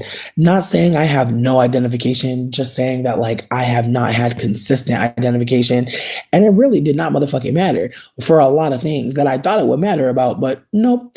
So with that being said, having that knowledge and also holding that, the ability to do harm to people in this society and not leave a trace. It has been possible. There are a lot of unsolved murders and shit like that all the time. And so the fact that this is not being solved, the fact that there was a $10,000 reward, the fact that, they have these blurry photos. And now, from what I've noticed, last update, they had a random browner skinned man that was depicted as the criminal. And it's awkward because this man is aware that he's being targeted. And it's very clear that it's not him. It is very clear that it's not the same person. But does that matter? I'm not seeing it mattering. And so that's kind of terrifying. Again, I'm trying to talk about this gently because I know that, like, when the oppressed and marginalized attack white people feel justified in their fear. And I'm saying white, but it's not just about them being white. It's also about them being rich. And being white and rich is different than just being white. And I don't want to go all up into it because I feel like we'll be here all day. But I'll say this, when the owner class gets clapped, when the owners and the handlers and the people when the dogs get clapped by the hydrants, the dog starts to realize something, doesn't they know to not piss on that hydrant, right? And so with that being said, the way that there was a reversal after that man was k-worded, it kind of lets you know that they're shook. But the the the but is that whiteness runs on psychopathy. And we don't talk about that far enough. And so with that being said, I am waiting for the asymmetrical motherfucking attack, bitch. Because as far as I'm concerned, there is no way in hell they just want 10K for this man. And I feel like even saying 10K, it's giving staged attack. Like lowest of keys, bitch. I'm trying to pull back the layers on this because some shit is really just a stage. Like real talk. Some people use their camera to show you some shit to affect you in a particular way. And we know that at this point. We know about rage bait. We have a photo, but we don't have a name. We have a photo, but we don't have a name. And him K-wording this man and them reversing, it's giving we're trying to throw them a bone. I'm trying to not sensationalize this because as much as folks want us to feel bad about this man, his own wife said, somebody threatened his life. It is what it is. From what I'm hearing, the wife knows that he has not been doing the right things. And from what I'm also gleaning is that the wife may herself be a victim of his. And people are trying to make it seem like the wife is shady. But it's like, at a certain point, when a man has done you dirt, when you talk about him, you may sound tired and through. That's all I got. Was she was tired and through with this man, and they over here asking her questions, and she didn't already divorced him. She already cut ties, so I'm sure she didn't want to hear not one more word, which is her right. But with that being said, like the assassination attempt or the assassination completion on this man, between me and you, I'm gonna be so fucking for real. I do not believe it was an actual attack from a citizen. That's why they'll never find them, and that's why they offer 10K. It's bullshit. It is bullshit. I personally feel that. People could disagree with me, but I truly believe that they're setting up a foundation for civil unrest. People aren't doing a damn thing. We're mourning. We're grieving, are we not? There are many more people that I see every day grieving and mourning. I don't see a riled up society at the fuck all. I see us broke, trying to motherfucking not die, eating ramen noodles and hot dogs, and motherfucking trying to just keep it cute, keep our little our little YouTube premium subscription on, keep our little lights on, turn the stove on for some heat type shit. Like that's the thing about it. They want us to fight because they want to fuck with us. They want us to do something so they can beat our ass. And I'm really sitting with it because again, I'm not trying to do too much, but just the way that like they didn't fire me from my job, they created conditions that were unbearable. And that's when I lost it. I didn't lose it because they took it from me. They put me in positions to where I started to feel like all I could do was leave. So again, I want you to consider the ways that motherfuckers will turn up that pot on a boiling frog. Slowly, slowly, slowly, slowly. But it's at a boiling point at this point, and there are people that are again leaving. Like, think about it. There's mad people leaving the country right now. And again, I personally feel like all the white people talk about something. We're leaving, girl. You know you coming back. Shut the fuck up. This is where you get to be white the loudest. Be quiet. Anyways, I'm sorry. I watched a couple of recent videos that got me a little bit fired up, as you can hear. I'm gonna go back into the comments, but I'm saying a lot of this to say that false flag attacks not about to look the same no more. Okay, they know you're not watching the news, baby. They know that you on Instagram. They know you on TikTok, or you was trying to be. Shit, they done took TikTok away, didn't they? I know everybody trying to get a VPN. I'm Gucci. Like, I just feel like I like to watch the content. I'm really like, as much as I might seem like I'm trying to make content right now, I'm just sitting on like the fact that there's masterpieces that I'd rather be watching than creating right now. And I'm just like, damn, like when I do create something, I really want to have worked on it. Like, I really don't want to just pop out with something. I'd really rather take my time because I've really been trying to talk to more and more mixed people about their experiences because I truly believe that at some point, there's going to have to be a conversation around mixed elders and like what we've experienced and to like make it make sense so that we're not out here, causing harm amongst black people trying to be too close to anti-blackness. We must be on some other shit when it comes to like the ways in which we're operating in concert with white supremacy. Like even saying that certain shit I'm experiencing is anti-blackness. Yes, but there needs to be more of an acute understanding because I'm not a black person. I really want to be candid that like I really do think language has to be developed because again, there's so many of us mixed people as I keep trying to impress, especially biracials who are invoking that like because they're half and half, they're 50-50, that means something in this way that's very and I don't want to be sensationalistic, but it's kind of terrifying. Like I've had some biracial people click out on me in a way that like I was not prepared for. And again, I was in a moment with a biracial person talking about how, like anti-blackness is affecting us quite differently. And they were not interested. It was almost as if they knew if they're not the most marginalized, if they're not experiencing like, the dearth of anti-blackness or perhaps like anti-blackness in general, because again, like as I said, like there are times where us mixed people get harmed and it's like the harm is really towards the black person in our family that like seemingly like made us not be allowed into this establishment because of them. Like it's really not about us at all as non-black people.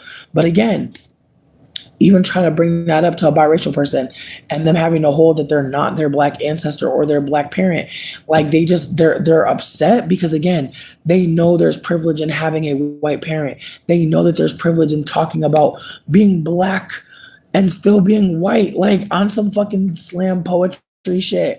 Like there is absolutely like an urge, a knee jerk to believe us people. And I remember again when I recently talked about having a white mom and like how I've gained intelligence around white supremacy from having a white mother. And like again, even though I didn't invoke that she's white passing, the ways that I've seen some people on here be like, oh, like I thought your mom was just white. And in my mindset, I don't believe that white passing is a necessary term. I know some people may think so, but I think that it speaks to, again, the ways that like whiteness is not about ancestry. There are many white passings who are fucking white people to this day and creating all types of mixed people who enjoy the privilege of whiteness, which is a flat identity that does not require much other than being anti-black and not being motherfucking deep dark skin or even a lighter skinned person.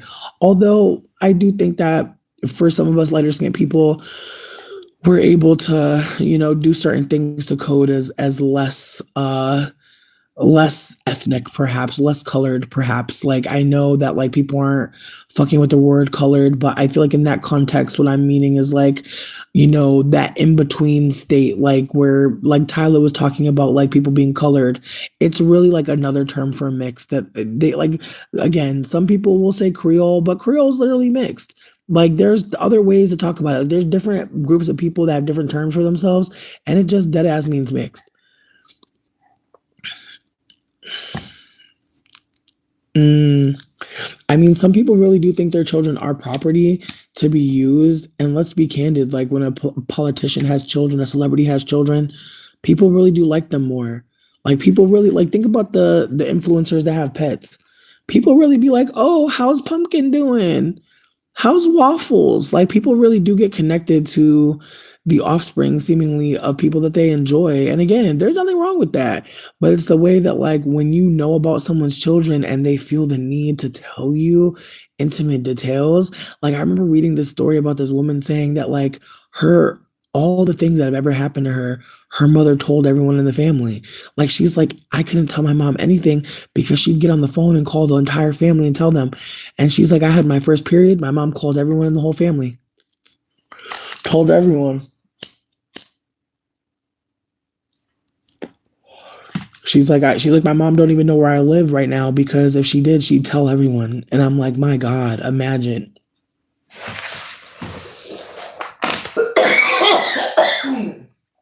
I don't know what that's like for real. I really don't. I feel like my mom under talks about me, which honestly I'm grateful for. One of the perks of having an Aquarius parent, they don't be talking about nothing too much. You know what I mean? Like they could talk, but they're not about to stay on you. Um, oh, Aqua, you're a sweetie. Thank you so much. I look forward to your commentary. You be holding it down. Thank you so much. Marie,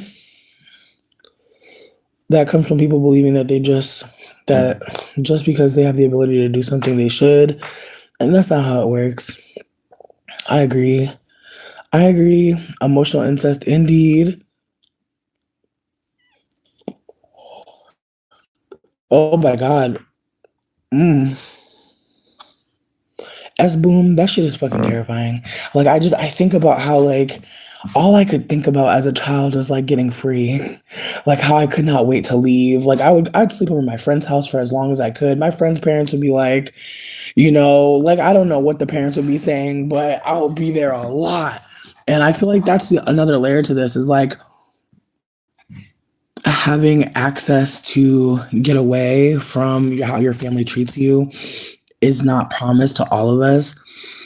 Like I was a very social child. Like I would make friends pretty quickly. Like I would just talk to people. I would just talk to fucking anybody.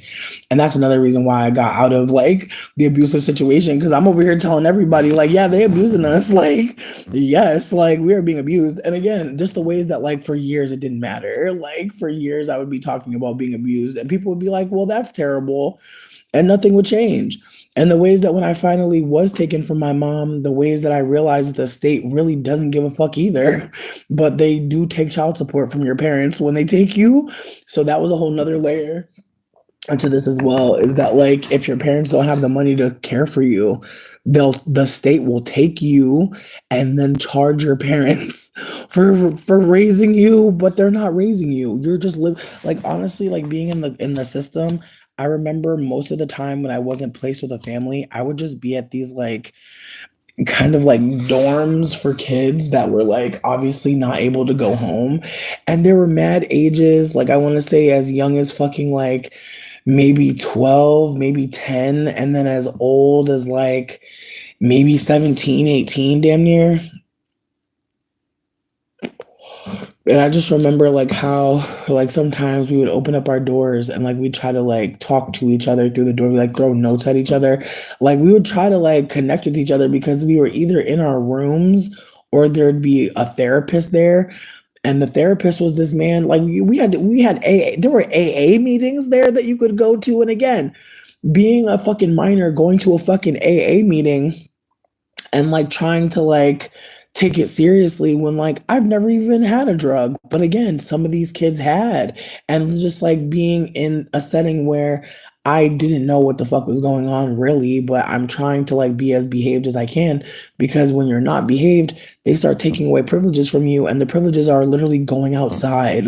Like if you piss them off, if you do anything that bothers them, they can literally put you on like red level. And next thing you know, you're going to bed at 8 o'clock. They're not like waking you up to go to any activities or anything like that. Like you're just spending all your time in your room. And there are a lot of kids who were like steady on red. And it sucked because like you never hung out with those kids. You'd see them at dinner, you'd see them at lunch, you'd see them at breakfast, but then they were disappeared because again, they weren't behaving the right way. And the rest of us were trying our best to behave, but we're kids. And so of course we're getting in trouble for all types of things. And then again, we're still being rewarded though on like a Friday or a Saturday. We're going to all these arcades or going to the movies and like they're trying to give us some like regular experiences out here. But at the same time, like we're coming out of like a big ass bus full of kids of all different looks, shapes, sizes, ages, and we're just running into this motherfucking Smiles, which is basically like a arcade bowling alley type thing. And like again, like the ways that like you're allowed to like low key feel like you're a regular kid for like maybe 2 to 3 hours, and then you're going back on a bus and you're going back into a room, and it was kind of like a kid jail. But you know, they would have snack time and shit, and they had a TV. But for the most part, it was very much a holding cell for whenever they could find you someone that was gonna take a check for you to live at their house. Like that's what it really felt like. We were just waiting for someone to just like buy us, and pick us out so that we could like start giving someone else passive income. And so, with that being said, the ways that like having children can be ruinous for the child is something that I don't think a lot of parents hold. Like I feel like a lot of things, a lot whenever we see like parents like going through it, like you know, they're them and their children, there's something going on. It's like they focus so much on the parents' trials, and it's like I'm not saying the parent don't got shit going on, but that child is being psychologically harmed in a way that is like very, very, just not uplifted enough. And again, as I'm, you know, going to be 35 this month, I'm sitting with the reality that, you know, the psychological effects of like being abused and being traumatized, they're not showing up for a long time. And so like the lack of care about them is not necessarily something a child would be able to tell you that they need you to be aware of or that you even would know to be looking for. But just the ways that like after trauma, like you're still healing and that maybe healed is not the goal and that maybe there needs to be more healing and more, you know, time before, you know, anything else changes or shifts inside of you. And that's actually quite fine. But I'm gonna go back to the comments. Um, that's why the toxic boy moms are weird and don't let them be a single mom. And that's the thing too, is like toxic boy mom, the way that patriarchy operates. I feel like I said this in one of the other videos I did, but you know, I think I said like I know what it's like to be an abandoned daughter. I know what it's like to be a parentified daughter. I know what it's like to be the oldest daughter, who, you know, was expected to be a mother in some ways. I don't know what it's like to be the only man a woman trusts because she literally created you and feels safe with you. I don't know what kind of responsibility and duty some men may hold in that position. And again, there are some men that you can tell like their mother is the only woman that they truly respect. And it's like, dang, like you got to give birth to you? Like that's the criterion to be a good bitch? And it's like, I'll never be able to compete. I'll never be able to compare. And so it's just the ways that, like, in some men's eyes, like, you'll always pale in comparison to his mother. And that is not your fault, but it's just a reality of, like, the incestuousness of boy mom culture. Like, but then again, asterisk, like, it could also be that that woman knows, like, there are so many men that have done her dirt, that have treated her poorly, that have not taken her seriously. And maybe this man will. And again, I'm not saying that that's okay. What I'm saying is that patriarchy does something to people. Like I think about how like I think about men who have daughters and all of a sudden they're so soft and so sweet and so kind. And that could always have been the case. You could have always been kind and nice and sweet anytime.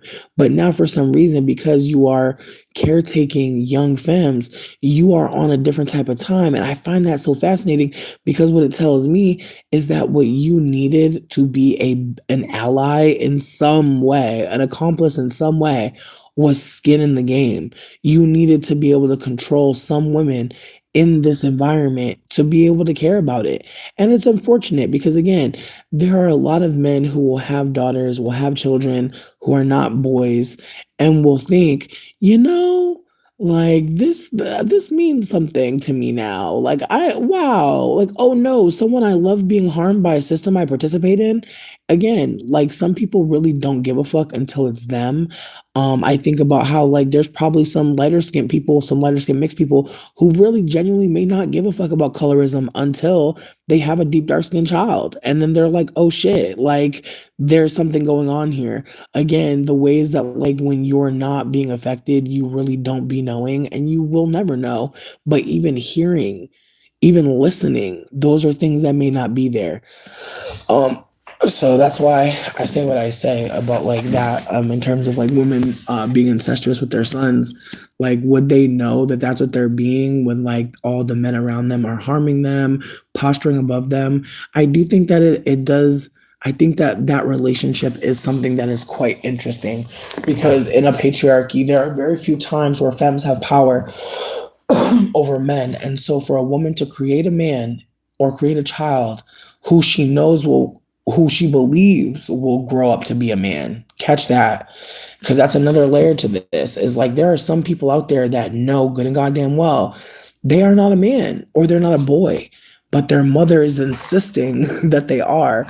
And I think about the ways that transphobia is not just men wanting to protect masculinity, it's also femmes thinking that like there's something to protect in femininity. Ooh, I'm so happy to get up over here. There's that there's something to protect. Oh my God, J.K. Rowling comes to mind. Her trying to like go in on all these women of color. I really hope y'all see this. J.K. Rowling, ooh, she really is. She is a white woman who is extremely privileged. And the way that she is able to get the press to listen to her at all at this point is so bizarre. Like, goddamn, like again, I believe, I believe that J.K. Rowling's intentions are to truly dismantle gender enough for white women to thrive. And I really hope people pay attention to why she speaks about who she speaks about and why she's operating how she is, because this woman is absolutely reacting to white women not doing as well. She's hurting. She's experiencing sadness.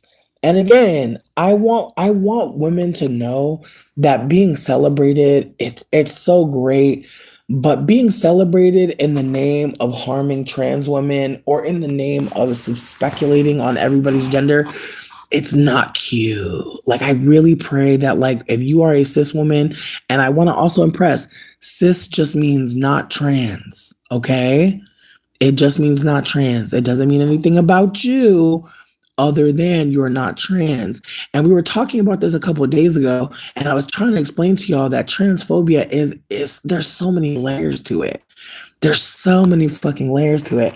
And again, I'm not trying to simplify it at all, but I'm trying to make it easy to understand in some ways because I know that there are times where people are talking about transness, transphobia, and some people genuinely don't understand. Some people really don't get it. But I need folks to perhaps have a little bit more curiosity when it comes to transphobia because again, there is a concerted effort to harm Black folk through setting Black folk up to think that they are in some way, especially, and when I say Black folk, asterisk, Black folk who are cis, to alienate Black trans folk from community, and then also posture as if Blackness and transness are not unfortunately linked because of white supremacy. Like, ugh, it's such a frustrating thing to note, but I do want to lift it up. And again, I'm going back to the comments, but there's layers to every conversation. I hope people just sit with all the information shared. Um, Scream Queen, I didn't see any of your comments. They were all retracted. I hope that you're okay though. Double pound the pill can make you skip your cycle. That is fascinating. Thank you for the tea. We love the information. That's me now, just walking around cramping and screaming in my head on top of PMDD. When I tell you I can't wait for menopause, babe, for real. Like, I wish I could donate my endocrine system to somebody. Like, I wish, like, for anybody who needs an egg, like, let me not say all that though. Because I feel like on some sci-fi shit, I feel like even if you wanted to donate your eggs, I just feel like that baby gonna try to find you, dog. At the end of the day, like I feel like I don't care how good their life is, they're gonna try to find you and know about your life. And I feel like I know I don't want that moment. I don't want that moment to be like, yeah, so I just had an egg. Like I don't want to have to let them down like that. Like if I don't have a dope story, no, thank you, because it's just not worth it. I don't want to be on a bench feeding birds, talking about, well, yeah, I just figured why not. Like that's not cool. Like I want to give them a cool tale. Like if I can't offer that, it's just what's the point? I'm just gonna move on. I might get a bird.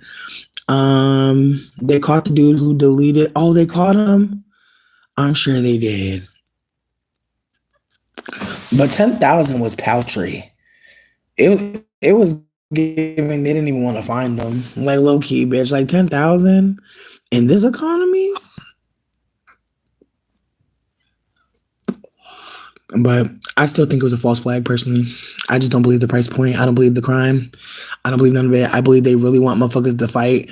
I think they want there to be some fear sown. I'm gonna say it's a stunt and a show. People are tired of not having decent health care. True. Aqua. The whole book was his manifesto. I'm crying.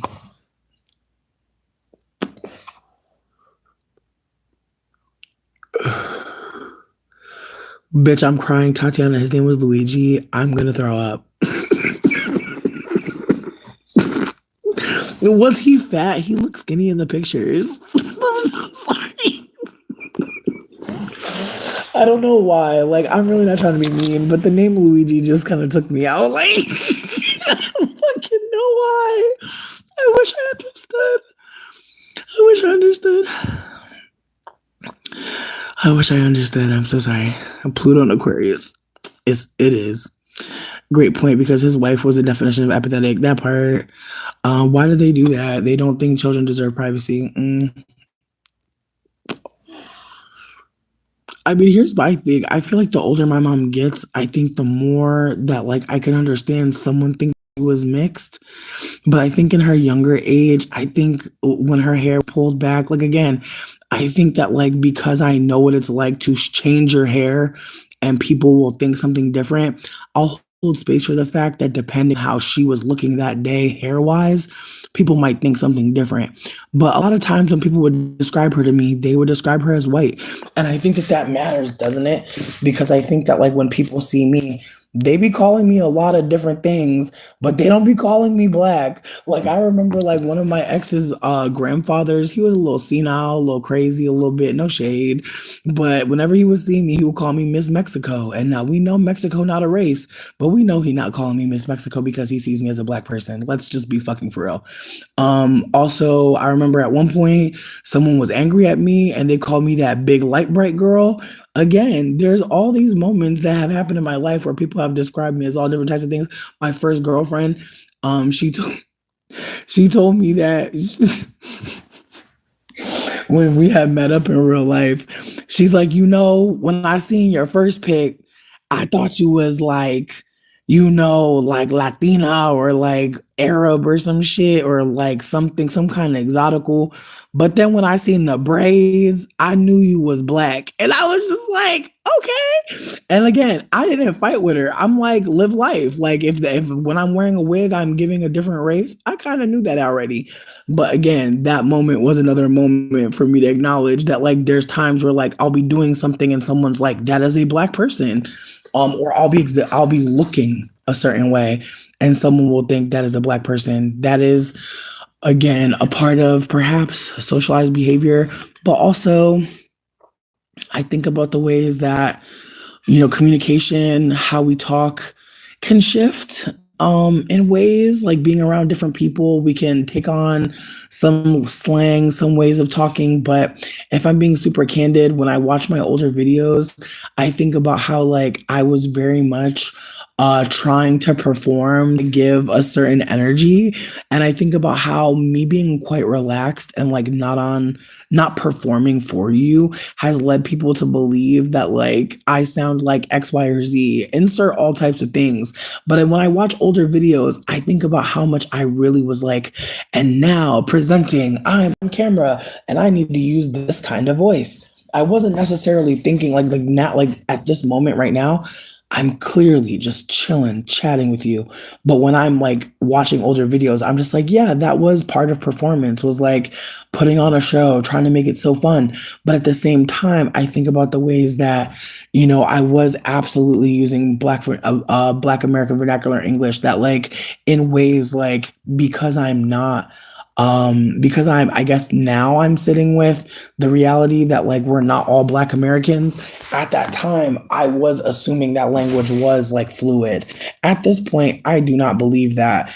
And so I am trying to like remind myself, like in many contexts, that certain things to say are not things that I should be saying, or that things I may have said in the past are not things I need to be offering or need to be saying. And again, I'm not trying to make it seem like I know all the time what I should and should not be saying, but I am trying to be mindful moving forward with like just borrowing too much and assuming too much, because again, I know that like the way my mom speaks is I feel a way to reject whiteness. I don't think it's her authentic way of communicating. I think my mom's from Yonkers and sounded very New York. And then now she's in Connecticut, or she's in the South rather. But when she was in Connecticut, she did adopt like a Black American vernacular, and which I think is why some of my friends who I was closer with were like, no, that's a Black woman. Again, my mom white with some curly hair. So I think when you have curlier hair, people will really suspend their belief on who you could be. And again, I've worn a curly wig before, depending on how curly the wig is, depending on if it's then the three or the fours or the two, if depending on it from 2C to 4C is a big ass motherfucking question mark. So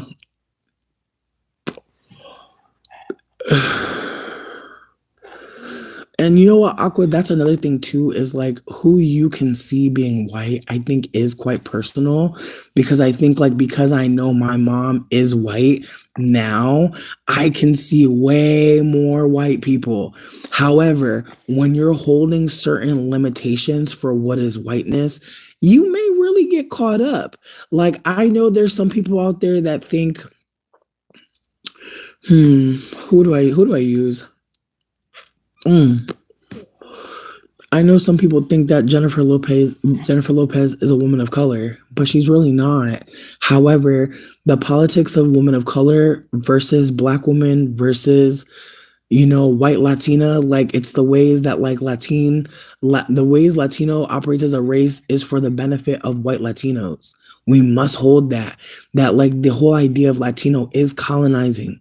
That like literally is colonized. Like it's like white people colonizer, Latinos colonized, but also colonizer. Both, like what I mean? It's like again, and the ways that like I'm trying to hold mixed folk and mixed identity is as colonizer and colonized. And that's the thing, like Black Americans are the only like, and I don't want to do too much because again, the ways that like Black cis men have been pulled to the carpet, I do not know like what the layers of that is, but the ways that like Black American men can absolutely be colonizer, and colonized, and the way that Black women are not. But again, I want to also be delicate because Black cis women versus Black trans women is a thing happening right now. And so I just want to hold that, like, I truly believe that there was a Trojan horse in the like black femininity content being created. Like at the time, I was just kind of like, and I want to be super candid. When I was seeing a lot of black femininity content, I thought it was very fucked up. I was like, whoa, like, why are we making it seem like black women have to learn to be feminine? What is wrong with y'all? Like, I literally was like, ew, like, are you really trying to purport that, like, it must be taught? Yuck. And again, this is my thoughts as an agender person who is just considering that, you know, I've said this before, but when you're being socialized as a woman, and I'm saying this as a woman of color. But again, for all intents and purposes, I'll just hold that like non-white. You know what I mean? I'll say non-white just to kind of flatten my experience because I don't want to say a black woman's experience because I'm not a black woman. But I'll say this. I'll say that being socialized to be a woman includes many things, but one of them is shame, one of them is fear, one of them is double thinking, one of them is self manipulation, one of them is self motherfucking fucking self, what is it? Like internalized internal misogyny, like just all these layers. And then if you're not a black woman, the internalized misogyny war, or not even internalized, the externalized misogyny war that you're perpetuating. And then even when, if you are a black woman, perhaps internalized misogyny war. So again, there's layers to this conversation, but what I'm trying to offer is that there is an idea that a woman is softer in tone than a man. And if men's voices are the standard, right? Aren't we creating a hierarchy right then and there? And again, that is the whole point of this. The whole point of this is to look to men as the standard and notice yourself outside of it, or rather, notice yourself as lesser than that, if that makes sense. Excuse me. So that's the point of saying men are stronger than women. We're to look at them as the pinnacle of strength, and we're to see ourselves as people that will not be at that level, that will never get to there. That within our own ranks we must cobble strength, which is why white women look so motherfucking scary right about now, especially getting into them damn boxing rings. Because at the end of the motherfucking day, whiteness has continuously told everyone else that you must exist as less than us. Because, and I personally feel like there's no because, there's many layers to it, but part of it is the lack of numbers white people have. White people are 7% of the world's population, but they are concentrated in places like America, the United Kingdom, and again, other places where there are Africa, and honestly, also Mexico, bitch. But I feel like that's also covering North America. With that being said, the concentration of white people in any place is part of why, people are aware of how, anything is happening, in terms of like white supremacy, like foundational Black Americans, Black folks from America, in that like they have been building America.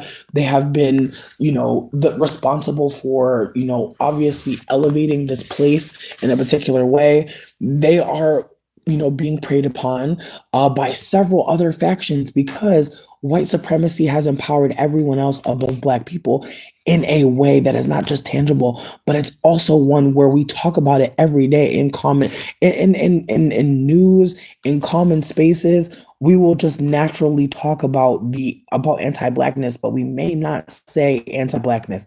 We may not say it as explicitly, but and getting back into it, depending on who we see as a white person, is not just look at this point.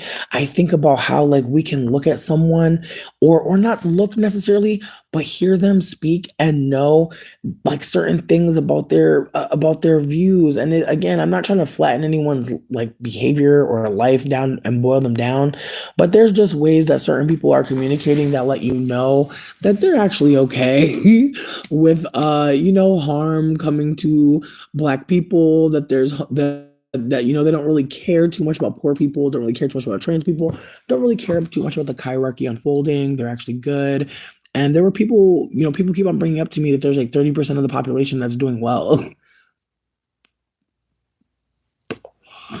And I don't know what they mean exactly. Like I really wish I understood what that meant. Doing well. like like in their minds, like or in their money. Like I really wonder like what doing well means right now. I really have more questions.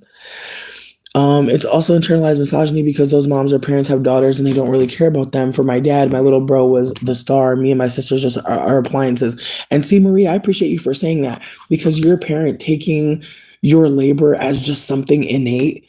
Like I know I got off topic like a lot, but the ways that like when you're seen as not a man, not a boy child, like the ways that like you are seen as the backup help and support in so many ways and let you refuse, let you not desire that. Like, again, I know that keeping your room clean is important. I know that helping around the house is important. But the ways that there was just always this threat of violence when it came down to cleaning the home, it was never a joyous task. It was never something we were doing and we felt good about keeping our home clean.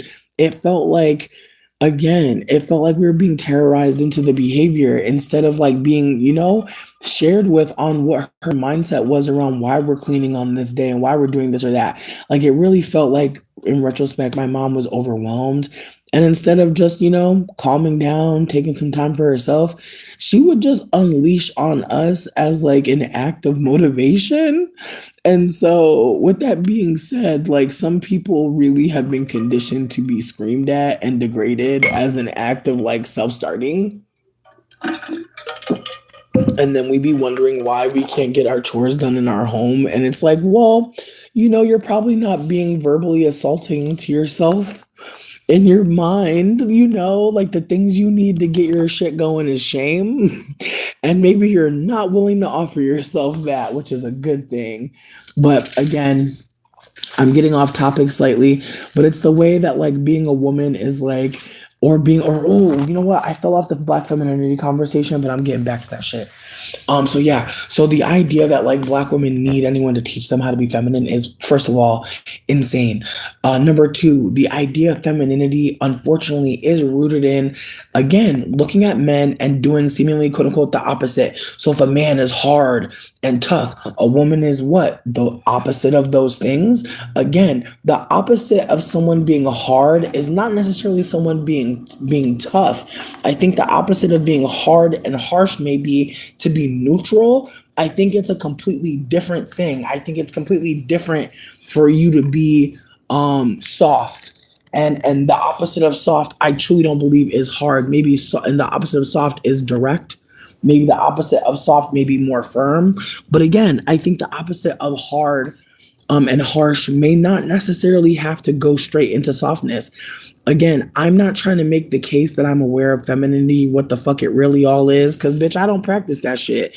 But from my understanding, from what I've gleaned from conversations being offered, and what again, I've just done some reading. I'm not purporting to know shit.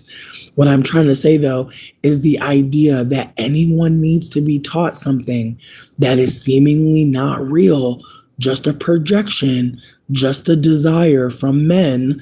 It feels like a cash grab to me.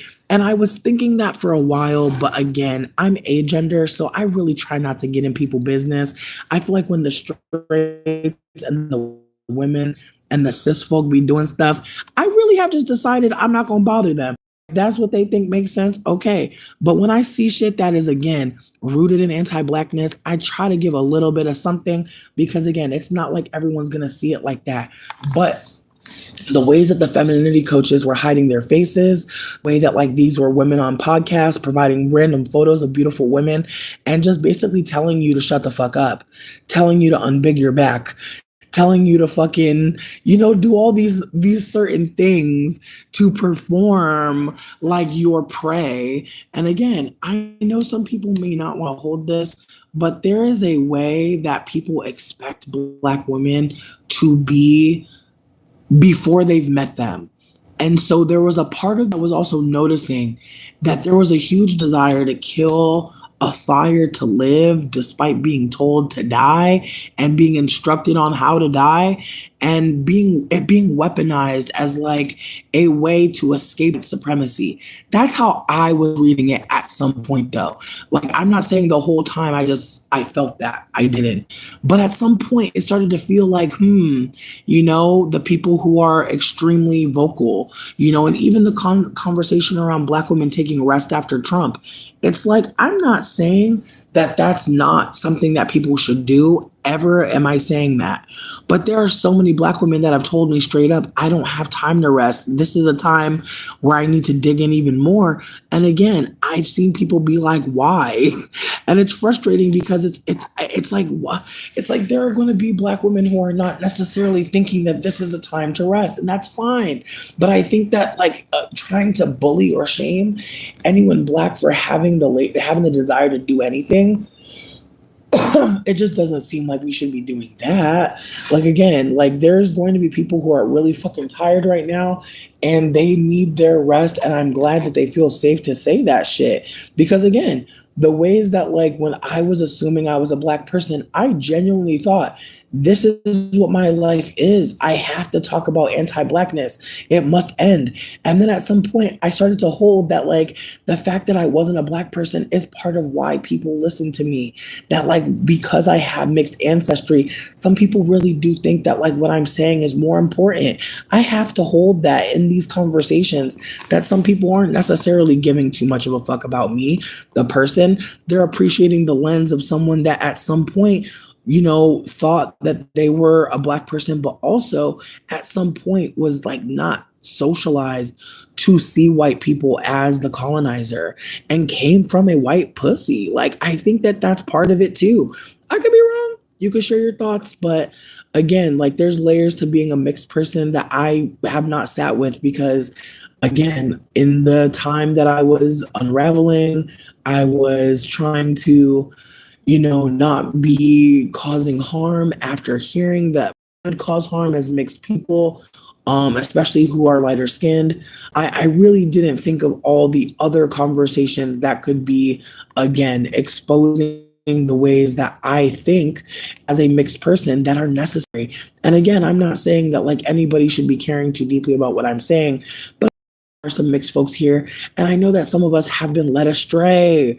Again, some of us have been taught the wrong information and have unfortunately put us in a position to really be ops. And so as much as I really do want to, I do want to work towards being an accomplice, I'm very aware that there are so many things that I've said, so many things that I've thought that I've put out there that could make folks feel uncomfortable. And I'm trying to also sit with that like for black folk in America, especially, there's no way to know who is your op because there's so many conversations that are not happening on the highest of keys.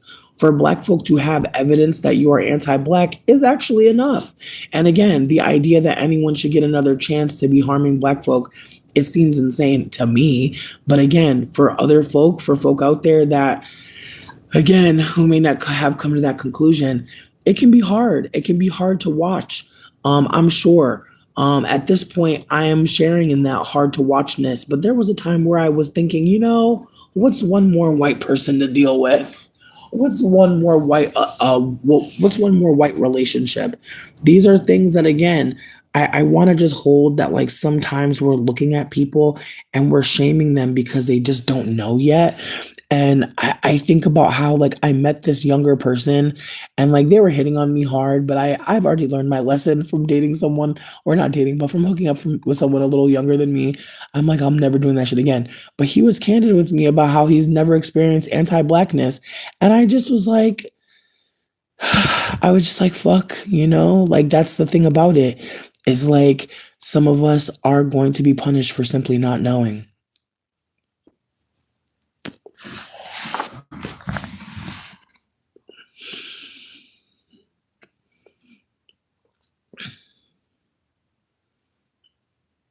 Mm, yeah, J.K. Rowling is very unwell. I feel bad for her, Loki. Chris, I hope you're doing well. Chris, take care of yourself. I'm sorry.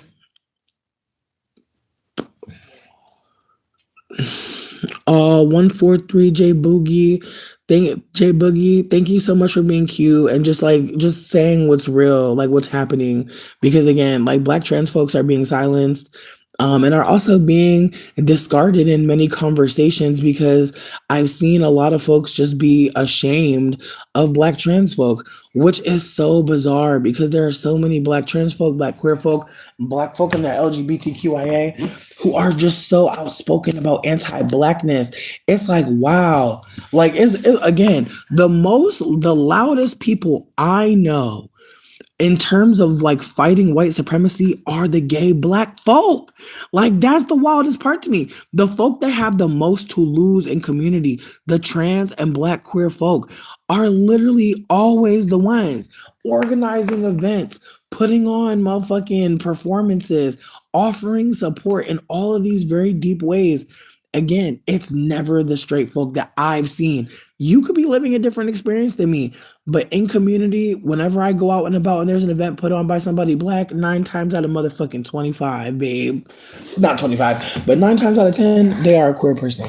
They're usually not a black straight person. It's very rare. And it makes me wonder about, there's the assimilation of straightness and just how, again, we're all assumed to be straight. I want to put that out there for anybody who's straight. We're all assumed to be straight. Even as gay folk, we are assumed to be straight. We have to actively let y'all know we are not, or live in a closet. It's very rare that someone gets to be just queer and nobody cares and nobody comments. I'm not saying everybody, but I'm saying it's very rare that there's not many stages of coming out for queer people. And so with that being said, when folks are sharing the black queer and black trans experience, people don't want to hold that there are white trans people causing some fucking harm in trans space. And so for there to be black trans folk being shut down from community in a particular way, and knowing that when they get around the larger trans community that is out and thriving in a particular way, we are around, and not to say we as in including myself, but just to offer that like they are around the same white, excuse me, and non-white people, non-black people rather, that are, within different communities and are ops as well, or could be ops as well. Excuse me. So what I want to also offer is that like even within like trans space, like black folks don't have peace. Because there are a lot of like as I said, mixed people, non-black people, but really a lot of white people who are causing harm, and because they're trans, they get a wide fucking berth on being abusive. And again, I'm not trying to offer that trans people are fucking abusive, full stop. What I'm going to try to offer though is that white trans people have been harmful. They have been, and it's underspoken about.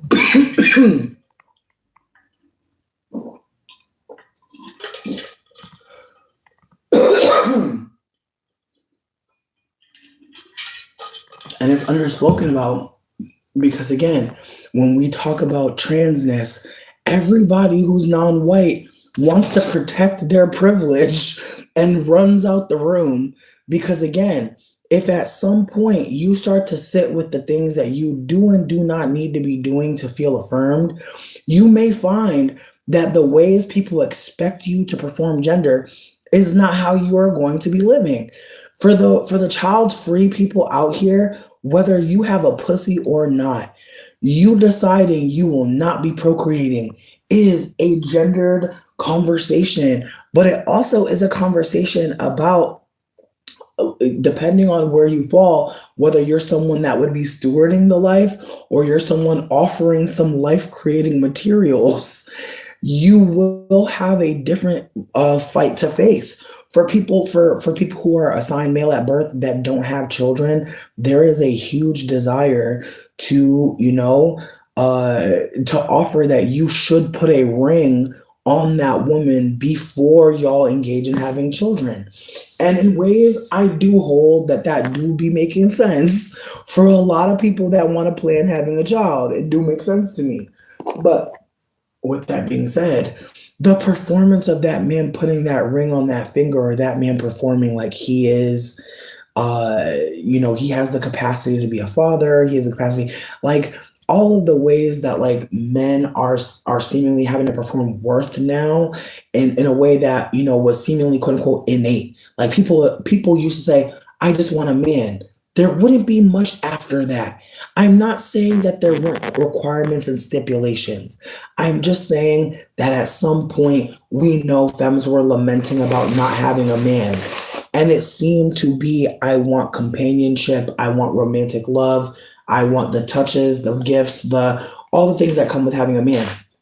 At this point, when I hear people say that they want a partner, it is not centering that man. It is centering their desire for, again, companionship, partnership, a desire to, live this life with more than just themselves. And so, again, the ways that women talk about, the ways that non-men talk about having men in their lives has shifted.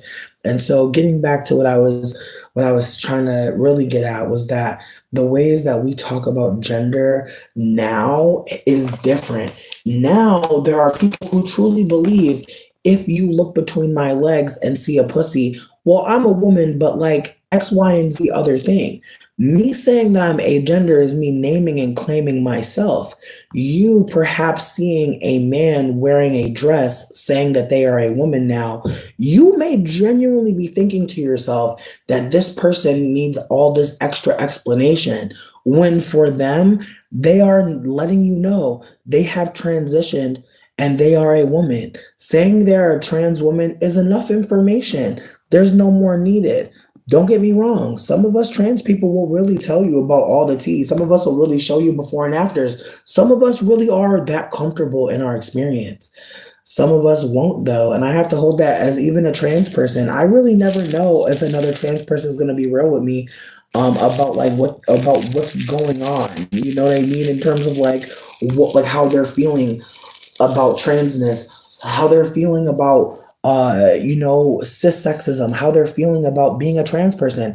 You really don't know. And I feel like that's another layer to this, is that the harm against trans people is so immense that when trans people get together, we often spend our time laughing. And I want y'all to think about that. I want folks who are marginalized to think about like when they get together with their people, what they do, how they heal together, how they love each other, what's happening in the room when you're not around the colonizer, what's happening in that room. And again, it's something that I'm sitting with as someone who has marginalized identity in some way and who is also privileged in some way. I have to hold that there's times where, in certain rooms, I do feel safer because I'm around marginalized people.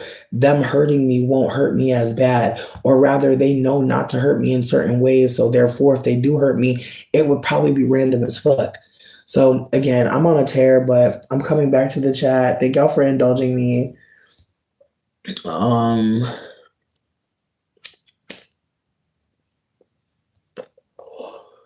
mm, 143 J Boogie, just thank you again for sharing.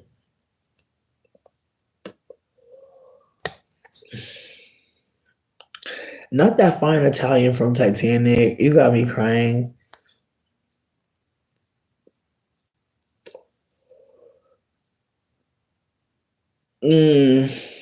143, I just appreciate you for just taking the time to be candid about what you're going through. Because again, from what I've noticed, again, I'm not trying to purport like I know all black folk, but again, from just like being in community with certain black folk, I've heard just people just being terrorized to go clean their house and just being told like, if you're not gonna clean, I'm gonna throw your stuff away, I'm gonna hurt you, I'm gonna do all these things. And again, I'm trying to sit with the ways that my mom tried to reenact some of that shit in our household, and really thought I genuinely think my mom went to some black folk and tried to figure out how to parent us, because she could not think of how to love her children organically. She had to find out what black folk were doing to their children. Like I truly believe my mom really just decided to go for the belt because she felt like that's just what's going to work.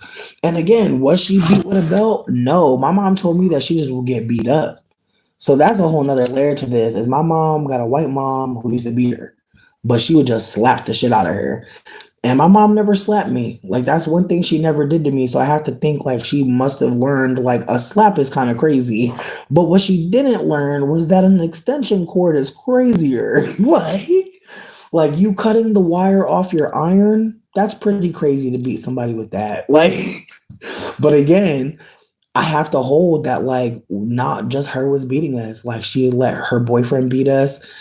She let a random man that she was dating before beat us too. Like again, it was just the ways that I could tell my mom really didn't want to beat us, and so she would find men that she was with to beat us, and that was who beat us more is the men that she dated.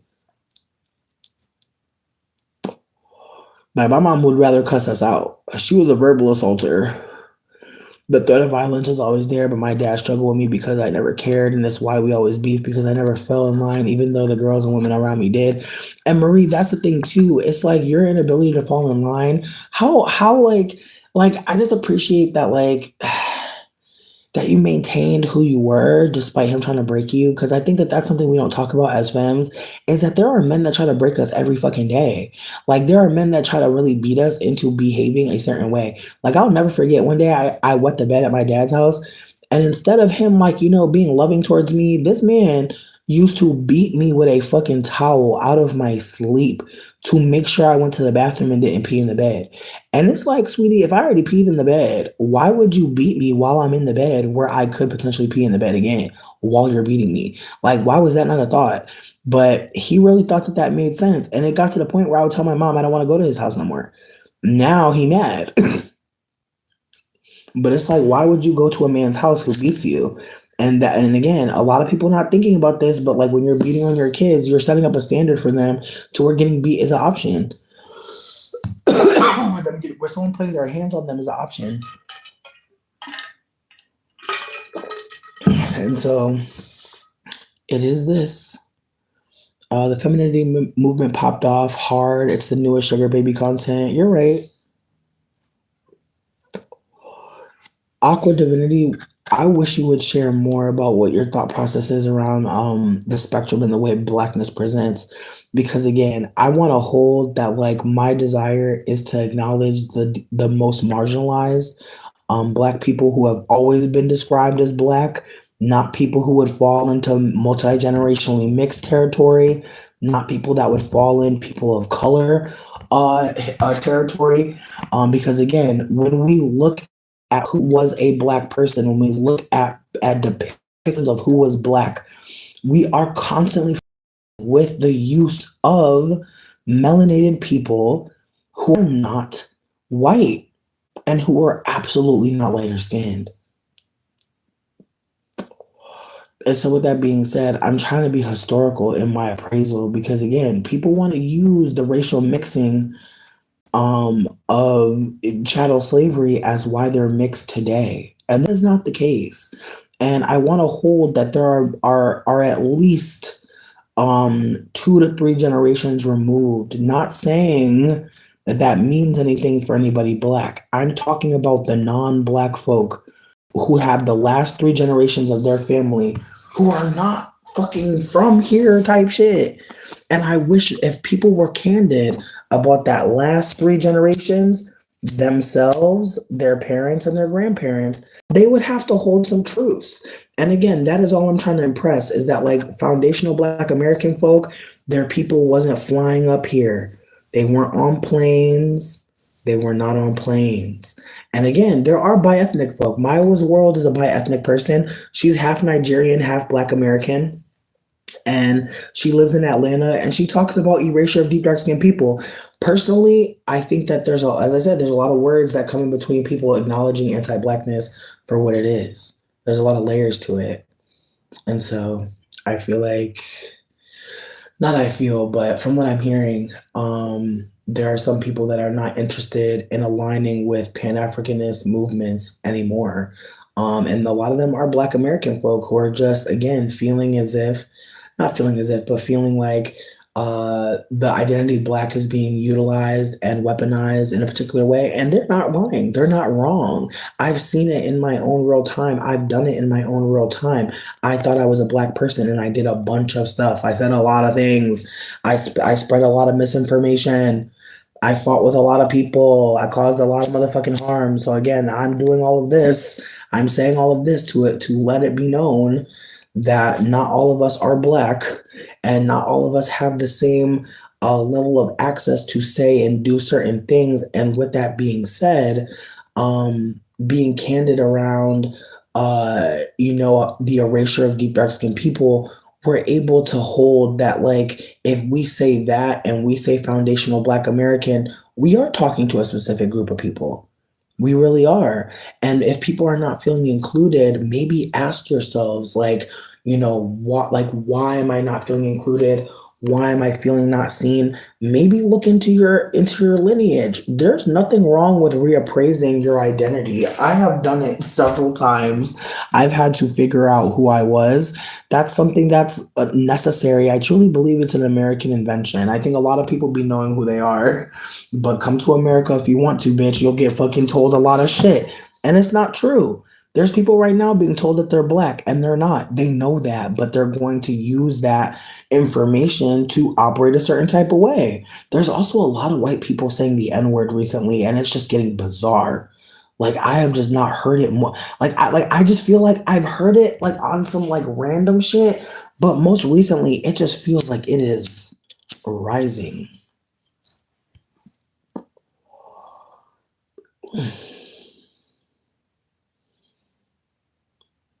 Yes, Ren, we must sit down. Like, Ren, we gotta have like a day where we get like a podcast or something and sit together and kick it and talk for real.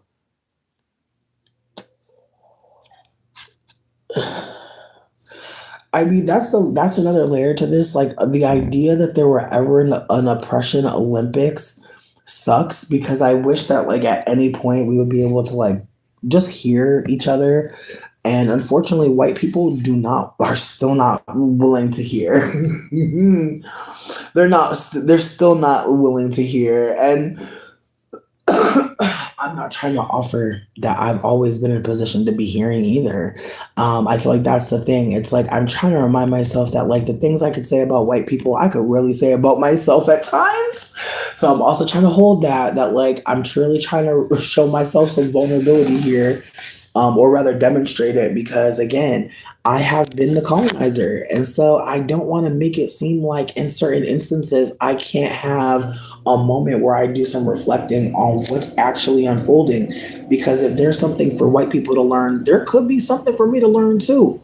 And so with that kind of energy, I feel like I'm able at times to maybe be a little bit more present with like how things are unfolding, maybe more deeply from my perspective, maybe not from white people. Maybe I'll never really get there with white people, and I feel like I'm trying to hold that too, that like white people are performing for me as well. Once white people know I'm not a Black person, they do change up. And again, the ways that white people change up, the ways that white people hold space, the ways that white people know how to fucking behave correctly, and the ways that us mixed people, us non-Black people in America, the ways that we show up in spaces, the way that we take on identity, the ways that we take on vernacular, the ways that we're able to say and do a lot of things and people really don't know who we are, and the ways that like, I have to hold that, like, I go into stores and there are so many Black women who will take the time to like talk to me, greet me, say kind things to me just because I fucking exist. And the ways that that is not talked about enough, because it's something that Black women are holding as a custom for Black women. Like, I have to hold that, like, I have been held as a Black woman in the most kindest way. And I have to also hold that it's not just colorism, but it's also just in the nature of many Black women to be kind to each other. And so, with that also being said, like, there's layers to this conversation around like who gets to benefit from being in Black spaces. And I'll never forget, like Beyonce's mom said, we are so blessed to be Black. We are so happy to be Black. and she was smiling so big. And I'll never forget that moment because it made me think about how black to some people, and when I say some people, I mean non-black people, it's something good. And I feel like we're not talking about this enough, perhaps because there's so much other people are dying, Kim. I understand why this conversation is not being as uplifted, but it seems like something that should be entered into the chat, that there are mixed people who hold blackness in this way that has power. And not only does it have power, but going back to the last convo where I said, black celebrity is held as a black achievement in a way that for white people is not that deep, because being white already offers some automatic celebrity, some automatic achievement. To be a black celebrity means that not only are you talented, but you have been allowed to be exceptional in a way that white people can at some point emulate or control. That is what I'm trying to offer. That black folks are allowed on the platform, but at some point it's very clear they have been tricked. They have been stolen from. They have been played with. And again, it would seem to somebody ignorant that black folk are just making bad decisions with business. Oh my God, another black person got stolen from by their label. What's going on? Like at this point, it's very clear that this is a concerted effort to steal from black people. But let somebody else tell it. Again, the way people frame things as if black people don't understand, when it's more that non-black people are causing harm.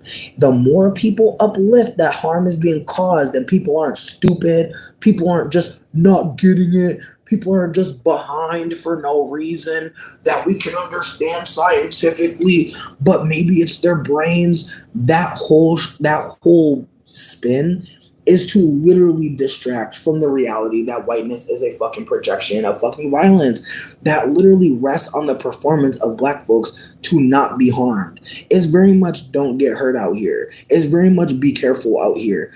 And I have to say, fuck be careful, bitch. Don't hurt me. And again, most black people in America on today are very aware of how each other feels because of the internet. The internet has allowed black folk to access other black folk in real time. And again, the amount of black American people in America is large. And the idea that the colonizer gonna give you a real count, baby. But some folk have to really hold that, like, we'll never get accurate counts on the colonizer or the colonized. It's not in their best interest. Knowing that white people are globally 7%, that doesn't really matter because where we live, that's not the case. However, with that being said, their fear around their numbers dwindling, their fear around being replaced, all of these things are supposed to make you focused on their plight, which has been in their own making. Why would anyone want to create a white baby at this point? We see all these biracial children for a reason. And again, which is why I turn on the camera, because I've met so many white parents of brown children who really truly think it is a testament to how good they are as people. They think that they're better than other white people. It's just true. There are many white people who really think like them having a child that's not white is part of them being on some other type of time. And it's so terrifying to think because, again, I know when my mom stands next to my brother and my brother stands next to my mom, they both get something from each other. My brother gets to be seen as the mixed person that he wants people to know he is because he's a browner skinned person, and he has told me himself, people never think he's mixed. And he was upset about that. And I didn't know what to say. I really genuinely didn't know what to say. I just kind of sat there and just like let it wash over me because I didn't understand what he was telling me at that moment. And in the moment, I was like, you look black. And I was just like confused. I'm trying to share these conversations because maybe they'll hit for somebody, but I was confused why he was upset that people thought he was black. Again, my brother's browner skinned and people never assume him to be a mixed person. But again, his relationship with my mom I truly believe was so deep because I think he really did want people to see him as a mixed person. And then on top of that, my mother wants to be seen as a black person. Her proximity to my brother gives her more legitimacy. Her proximity to me don't help her seem more black at all. If anything, her proximity to me reinforces how fucking white she is. And again, that's how I know my mom is seen as a white person. People would be confused about why I was walking with a white woman because my mom did not have a car for the beginning of my life. So I would be walking with a white woman a lot of times. And again, the ways that people would be like, oh, I saw you with a white lady, or like, who's that white lady? And I'd have to be like, oh, that's my mom. And they would continue the conversation. I was never able to just be like, that's my mother. I then have to explain like why I'm with a white woman who is my mother. I then have to explain, how she's white. And again, I think that all of that in retrospect is such a performance.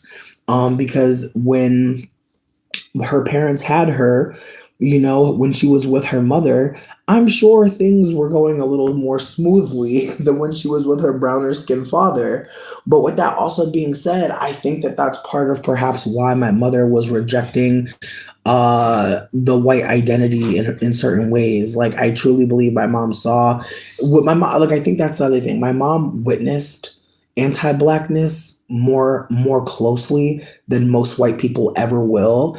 And when white people are with you and experience or are get some trickle down white supremacy or white supremacy impacts them as well, they are actually in that moment able to really move quite quickly. And I find that so fascinating. Like when my ex and I became homeless, his mom was like, his mom said, bring her ass to Detroit, kick her out the van, drop her, like his mother, basically told him, I'd really like for you to abandon her into the in Detroit. Which again, I had never been to Detroit at that point. We'd only gone to like Michigan, in ways, but like not all the way up there. So she asked for him to go out of his way. Sorry, we had a reconnection, but he asked her, oh, hold on. Sidebar. Okay. But she asked him to go out of his way to drop me off in Detroit. And again, that's racist as fuck. Like, bitch, I ain't never been all the way up to fucking Detroit. I'd only been to fucking Adrian. If you look at a map of Michigan, look at Adrian, Michigan, and then look at fucking where Detroit is. Like, bitch, and then also keep in mind he lives in Defiance, Ohio. So just feel free to just do that fucking math. So his mom is like, gas up the car for like a 6 hour round trip to displace this bitch that I hate. And in that moment, he realized, like, if I displace her, I'm stuck with this white bitch. And I truly believe that's why he came with me. Not necessarily because he loves me so much, but because her hatred of me was something that he knew in that moment was hatred of him as well. And this is not me trying to make it seem like white supremacy always intends to harm the white person, but it does. And I think that that's another layer to this conversation. And I would suggest you looking into the video called Anti-Whiteness by Felasi Noor. I already said I was going to post it in the links, but I'm bringing it back up again because I think it's worth bringing up. Because again, like the ways that whiteness is a dehumanizing effort, there are many white people who will use whiteness against other white people. And depending on who that white person is, or how much access they have, or how much agency they have, they may or may not be able to get away. And so he knew me being in danger was also dangerous for him. But when I told him I'm no longer willing to support you in the ways I have been, I'm actually going to become more independent moving forward because I feel like in this relationship situation, we got housing and you're just in the bedroom all day, not really contributing to much. And I'm not mad that you're depressed, distressed. That's real as fuck. But I needed to use this white male privilege to do something. And it was very much like, well, about that time, I'm going to go back to my mom. And then his mother rewards him with a 5-bedroom house. And I'm just like, damn, that is crazy. But again, I also have to hold that even though he has that 5-bedroom house, he is going to be alone for a fucking while. Even if he connects with people, even if he wants to be close with them, his life is not one where he's going to easily be able to connect with people, especially now that he's had to lose access to his mental health medication. Like that's another layer to this. It's like he had medication that he needed to be able to have access to. That wasn't possible. And it's all because his mother's fucking racist. At any point, she could have bought us a house, clearly, and just made sure we were housed and was just like, I just don't go over there and hang out with y'all. She wanted to make sure that her son knew that her disapproval of me was worth putting me in harm's way, in jeopardy. And again, I'm not saying that I missed that relationship, and I'm not bringing it up to talk about it for too long, but I am trying to offer that white supremacy does allow white people to be quite ghoulish to each other, and they'll accept it in a particular way depending on what their finances are, what their social status is. Like for him him not being able to fight back verbally was because in the back of his mind, I'm sure he knew, so at some point I'll need her again. At some point, I'll use her again. At some point, she'll be my mother again. I swear he knew that, like, yeah, like right now things aren't good, but they'll get better because again, when you're willing to have dialogue with someone about disrespect, I'm not saying that it means more to you, but the fact that he chose flight and never fight ever at any point, and at some point she just started sending him money, it just really gave like, I'm just biding my time, I'm doing what I need to do for right now, very in the moment, nothing long term, no kind of conflict resolution plan, really nothing, no requirements, no standards, no boundaries. And again, these are things that are in retrospect. In retrospect, I realized, like, damn, me and that man were living in a van, driving all over the motherfucking earth in the middle of a fucking pandemic. And his parents are just like, that's acceptable. And again, having to know that your parents didn't care enough about you to protect you from houselessness, that's a lot. But also, I think what's worse is knowing that, like, the only person who did protect you was someone that was your partner who was disrespected. And so I know that Libras really do be tormented inside, low key. Like, no shade to y'all. But I know y'all be really ruminating on shit. And I'm just like, I know that, like, no matter what he does, I know in his heart of hearts, he's aware. That was insane. Like, your mom making you homeless because she don't like your partner, that should never be on the table. And yet it was. And so again, like, just the ways that, like, your parents will try to punish you or put you through some shit. And it's like, why is that? And I have to hold that, like, his mom probably seen me with him and saw him living free as fuck. Like, one of the things that I also remember from that time is how much, like, more masculine of center I was feeling comfortable to be. And then also noticing how much more he was feeling safe to grow out his hair. He had faithfully cut his hair, almost as if like a knee jerk reaction, like, I gotta get my hair cut every 2 weeks type shit. And during the pandemic, he started growing his hair out and he really liked the way it looked. And like at some point, he started getting so many compliments on it. It started to be something that he really liked about himself. And I remember like how his family teased him when we moved into their house, like how, him having longer hair, him growing his hair out wasn't something that they appreciated about him. And again, just the ways that like I appreciate people who are living their truth, not really looking at other people to figure out how to behave. And so I saw him starting to experiment with his clothing choices and just behaving more gender neutral, more gender of center, like, or rather more non-binary in his like ways of dressing and connecting, his style. And I was really appreciating that. And so there were ways that like he was showing up like less masculine of center, and his parents, I could tell, were frustrated by this because again, they had two boys and one daughter, and it just kind of felt like that was their story, that they only had one daughter. And I could tell that like in ways it was hurting him to know that like his expressions of femininity were like not celebrated. But I always made sure to be like, your hair is looking really beautiful. Like I would try to just remember my language in that relationship because again, like there's ways that we just say you're handsome, you're handsome, you're handsome to men. And it's like there's so many other words to call them and other words to appreciate. And as an agender person, I try to think about all the words that we use to describe femmes, and I try to think about that as well. Like how like when we talk to femmes, like we'll say, hey beauty, hey beautiful. And like sometimes like I like to just remember that, like, using their name, asking them if there's a name that they'd like to be called as a pet name, like trying to just be intentional. Because again, when you're a femme person, people will just be calling you baby, honey, sweetie, beauty, lady. And it's like, okay, like there's nothing outside of that either. And again, I'm not trying to make it seem like you're wrong for saying to your friend, hey bitch, hey girl, like that's fine. But I do think that like there's ways that I try to hold that like we're not gonna always want to hear that. Like I asked this trans woman recently, if I say dude, like is that going to be bothersome? And she said, I don't mind a dude every now and then, but switch it up. And I was like, I feel you. Like it's one of those things where sometimes people really are going to say this or that word a couple times. I say like a lot. I say bitch a lot.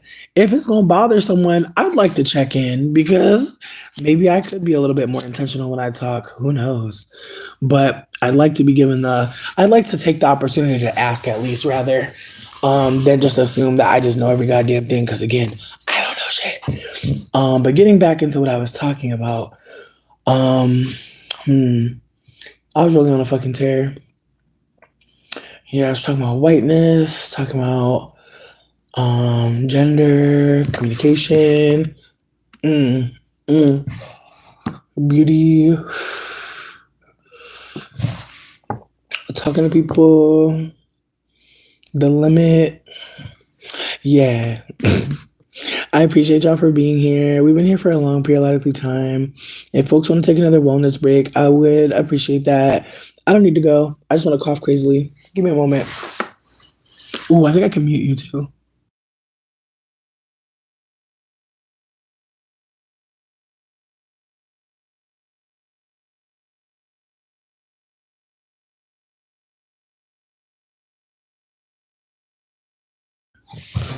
I love it here. Um, but yeah, no. I'm trying to think.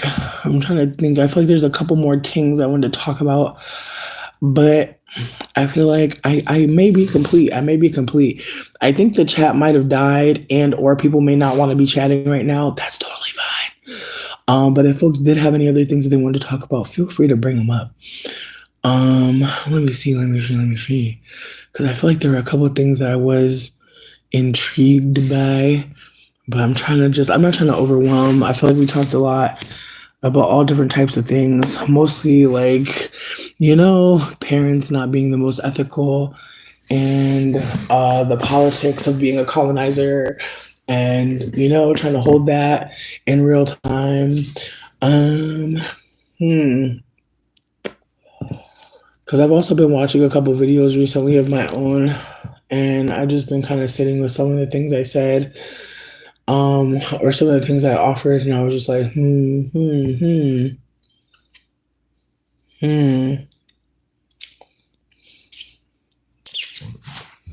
I don't know. I really wonder. I really wonder though.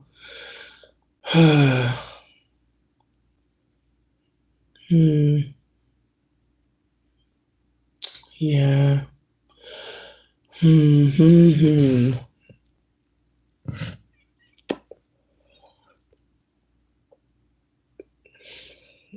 Stroking my imaginary chin hair. I'm really trying to think because I feel like there were a couple more things I want to bring up, but I'm like, what were they? Hmm.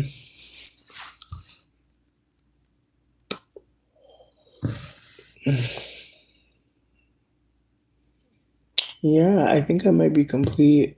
With that being said, I want to say this weekend there's a new moon coming. I could be wrong. But I did see the moon the other night and it looked so pretty. It looked like a slice of a peach or an apple, not a lemon. It looked so beautiful. I was so grateful for it. But I'm sure there'll be other things to talk about. I'll probably come through tonight just because, again, Mondays suck. I love y'all. Bye.